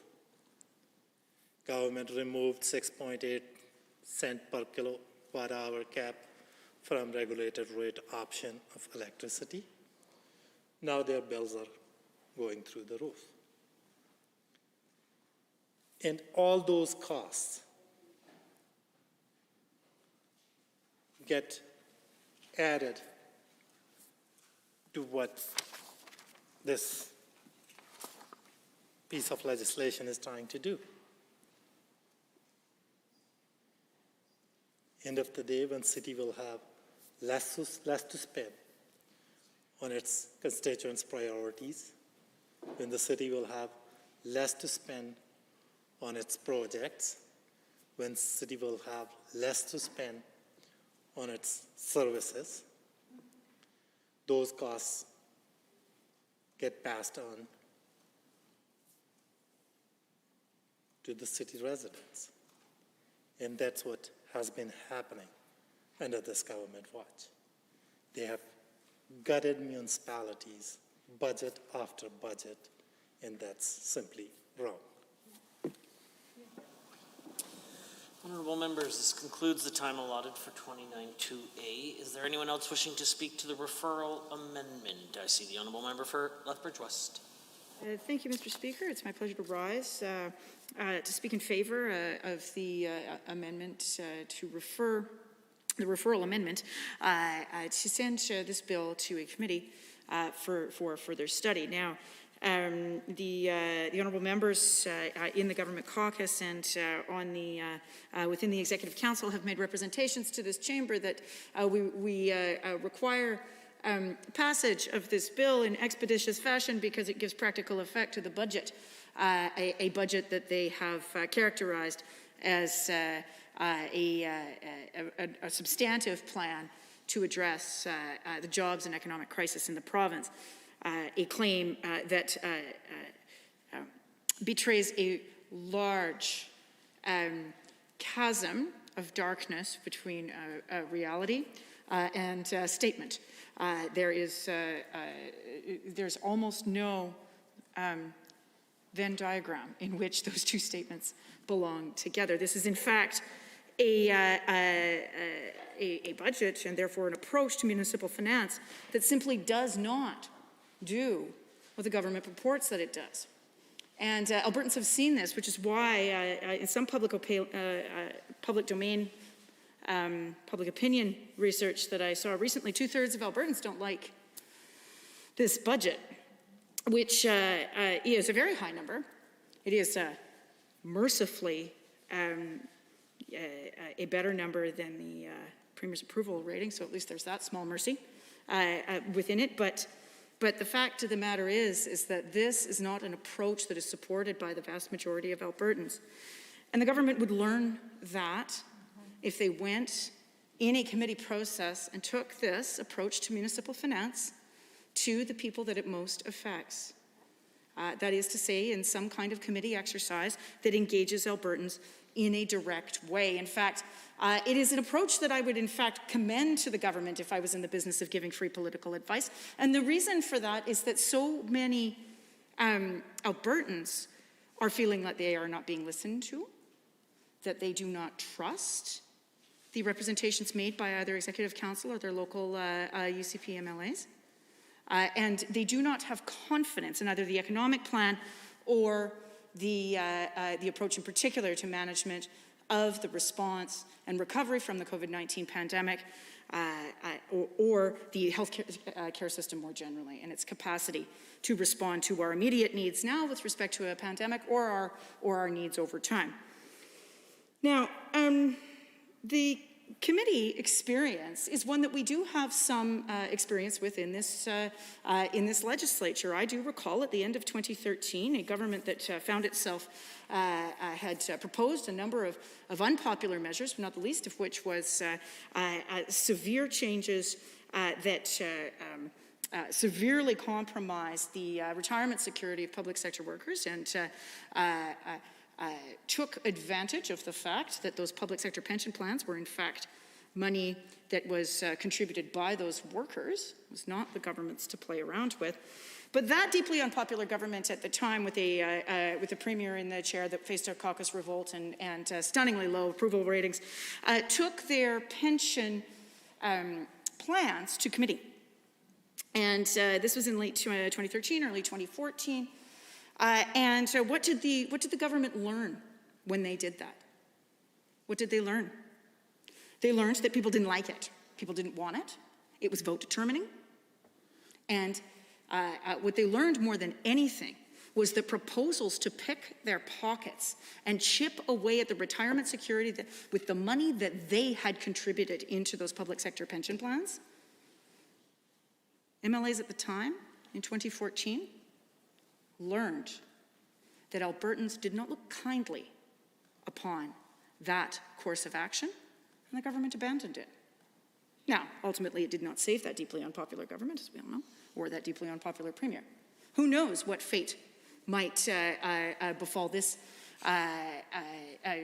collection of individuals on the government side if they were to undertake such a course of action, but it would at least be a good faith engagement with Albertans. But they would have to look them in the eye and say, okay, we're cutting your funding to your cities and towns. You can expect, if you want the same level of service, you will pay more property taxes. That is what will happen. Here is the plan. Now let's discuss it. If the government is in fact so confident in their approach, as we have heard in some of the representations here tonight in this chamber, a significant amount of hubris has accompanied the representations by some honourable members that, the glory days of 2019 are still here. They're not. That in fact Albertans support this course of action. If they are in fact so confident as to that support, then they should have no problem at all voting in favour of this referral. Because the fact of the matter is that tapping the brakes on a deeply unpopular budget at a time of a caucus revolt, at a time when Albertans have very serious questions about the trajectory of leadership, Albertans of all backgrounds, there are issues of trust, of accountability, of transparency. Albertans of all backgrounds are experiencing this right now. We may disagree on the substance of our deep misgivings about the leadership and the trajectory of this province and the priorities as expressed within the budget documents and this piece of legislation. We may disagree on that substance, but the fact of the matter is that those views are deeply held by an increasing majority of Albertans, and those Albertans deserve to be heard about plans to saddle them with yet another property tax bill, about plans to jack whatever fees that they might have to pay in their municipality, even if it's just to go to the pool, finally, for us as parents who can get our kids outside and get them to the rec center or do the other activities at the local YMCA. We're all really wanting to go and do those things. And there will be so many municipalities across this province, whether it's when we can finally go and play hockey next fall, whether it's our fees for rental of soccer fields, or any of these things. These cuts show up in picking the pockets of those families when life finally returns to normal. This is on top of the increases to car insurance, home insurance, various other fees, camping fees, you name it, just being nickeled and dimed at every possible turn. Literally now having to pay more for 911 service, which is also contained within this bill, which will come as, I think, a great surprise to the majority of Albertans, that somehow, this government found a way to stick them with more costs in an area of jurisdiction that is almost exclusively federal. And yet, this government found another way to give Albertans a higher bill. Wow. So if there is, in fact, confidence in this plan, then there should be no problem in engaging Albertans across the province, in municipalities, big and small. There should be no problem coming to Lethbridge to discuss why we have not got a planned investment in the Highway 3 bridge. There should be no problem in coming to Lethbridge to discuss the transfer of EMS dispatch services, a unilateral move that prompted the mayor of Lethbridge to call on the Minister of Health to resign. There should be no problem having a conversation with municipalities like Lethbridge, where we have got to ensure that we expand our industrial and commercial tax base. Why? Because most of our tax base is on residential ratepayers, and it puts a big squeeze on homeowners and others. But how do you do that in a community like Lethbridge? Well, you certainly don't do it by firing hundreds of people in the post-secondary system, and therefore having knock-on effects in procurement and economic drivers within the entire city. One certainly does not do that when one puts a chill on agricultural investments. Because there is now investor uncertainty with respect to water allocations. One certainly does not do that with putting a chill on innovation and renewables and so on, through some of the ridiculous adventures that have also been funded through this budget, not the least of which is the War Room. And so, there should be no problem with taking this piece of the budget implementation and putting it in front of Albertans for their careful scrutiny. There should be no problem for UCP members in and around Edmonton to discuss with constituents why they were supposed to get a Southwest Edmonton hospital, and now they're not. Just answer the question. If there is so much confidence, then provide that answer. Not a problem. Shouldn't be. We have to take responsibility for our actions in this work. Sometimes the events that befall us in government are not our doing, and yet we still have to take responsibility for them and do the best we can. But we also have to take responsibility for the things that are our fault. And the way we do that is by talking to Albertans. We do not hide from them. We engage them, because they will notice if you don't, if or one does not. They will notice. They certainly noticed with that plan that went to a committee and traveled around the province with the previous PC plan to raid public sector pensions. Wow. Albertans absolutely did notice. Yep. And it contributed to certainly a change of leadership. There's no question about this. Albertans noticed.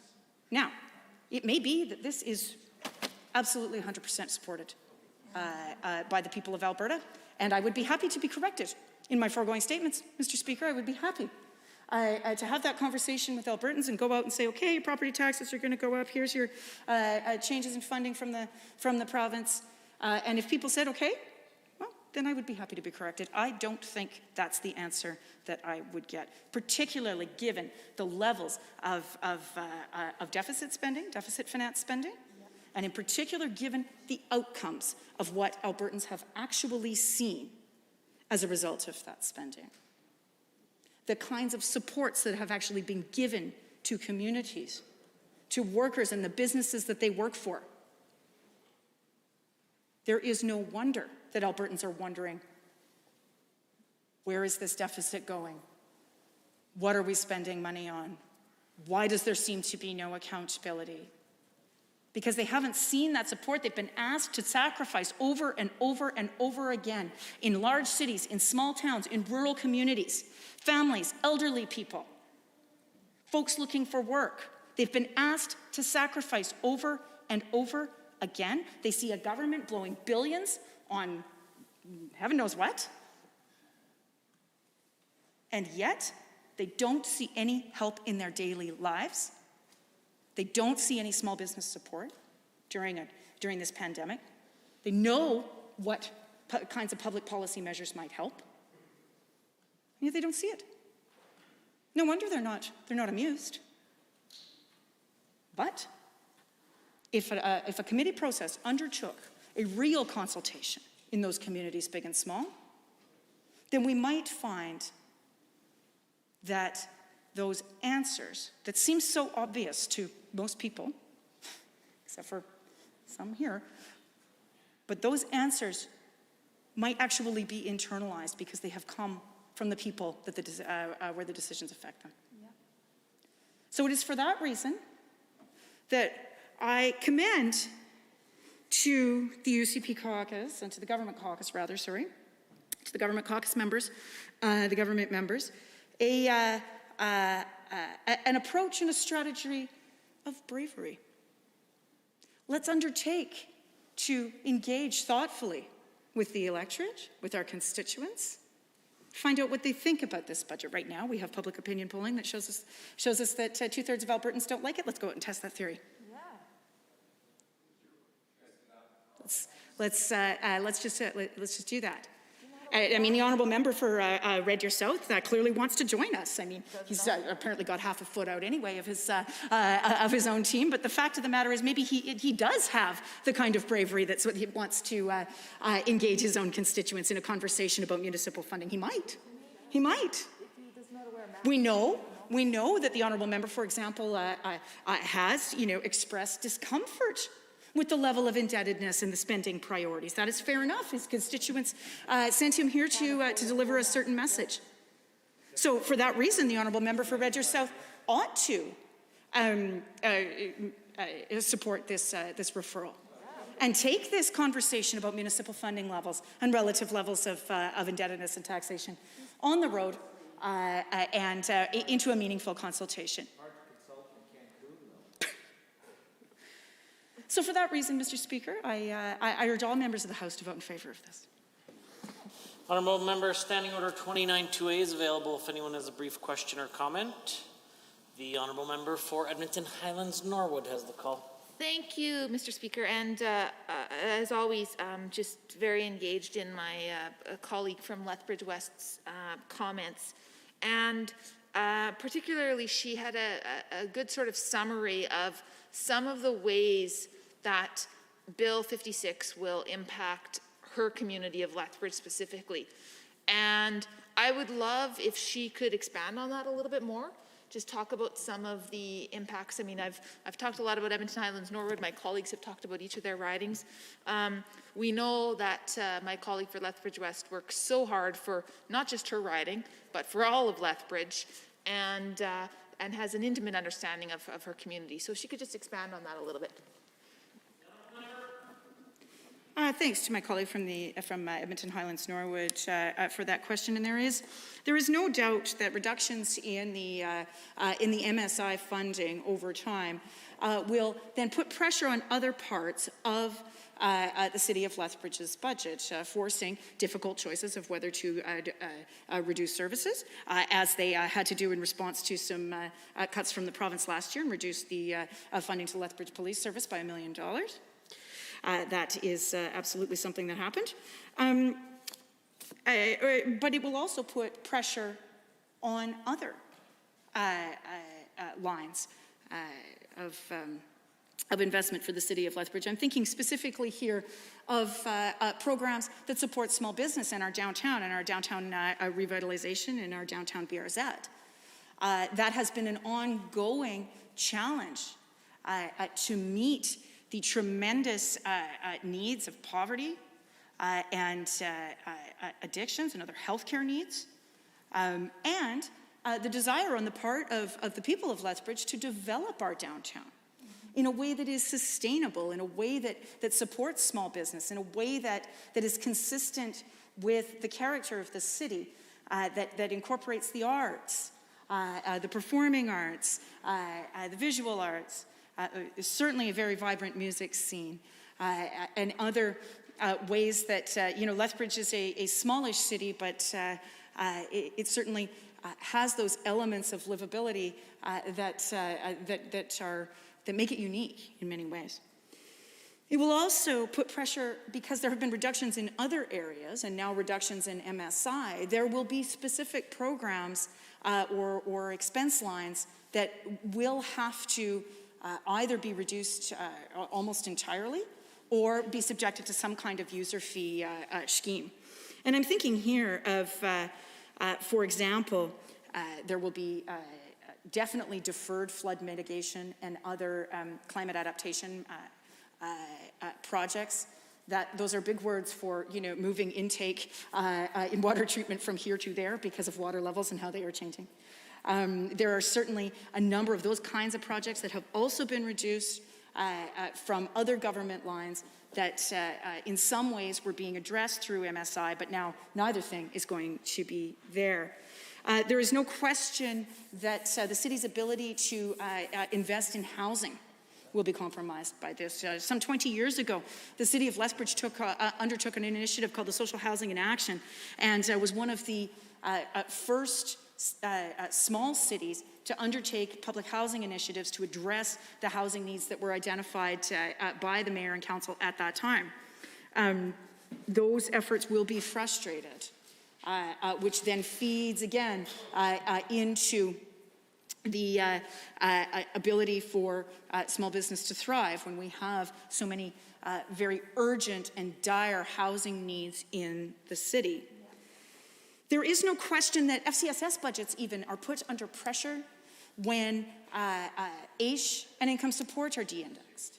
So that there is more need in the community for the kinds of services that are delivered through FCSS.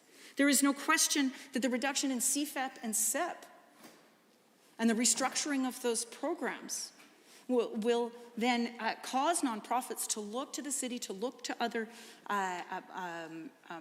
sources of funding, and not finding them at the city will have to do things to increase user fee revenues and so on, and creating a very unvirtuous circle of downloading costs. And when we say downloading costs onto municipalities, there's something quite theoretical about that. This is downloading it into people's pockets, and that's why they don't like it. Honourable members, that concludes the time allotted for 29-2A. Are there others looking to speak to Amendment REF1? Seeing none, I am prepared to call the question. Honourable members, on Amendment REF1, all those in favour, please say aye. Any opposed, please say no. No. In my opinion, the noes have it. That amendment is defeated. We are back on the bill, Bill 56, Local Measures Statutes Amendment Act 20. I'm sorry. I was just merely mentioning that we were on the bill. Is the minister rising to speak to the bill, or? No,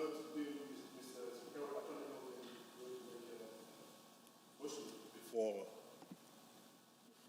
motion to adjourn. Okay, so we're moving to adjourn the bill. I'm not sure. Can we just check to see if the minister's spoken to the bill? Having heard the so you're moving to adjourn debate, correct? Yeah. Okay. Honourable members, the motion before the Assembly, moved by the Minister of Justice, Solicitor General, is to adjourn debate on Bill 56 for the time being. All those in favour of the motion as proposed by the Honourable the Minister of Justice, Solicitor General, please say aye. Aye. Any opposed, please say no. In my opinion, the ayes have it. That motion is carried and so ordered. The Honourable the Minister of Justice and Solicitor General. Thank you, Mr. Speaker. Mr. Speaker, I do want to thank all members of the Assembly for a productive debate on Bill 56. It's been a good evening, listening to the comment of members on both sides of the aisle. With that, Mr. Speaker, I move that the Assembly be adjourned until 1:30 p.m. on Thursday, April 8th, 2021. Having heard the motion as proposed by the Deputy Government House Leader, all those in favor, please say aye. Aye. Any opposed, please say no. My opinion, the ayes have it. The House stands adjourned until tomorrow at 1:30 p.m.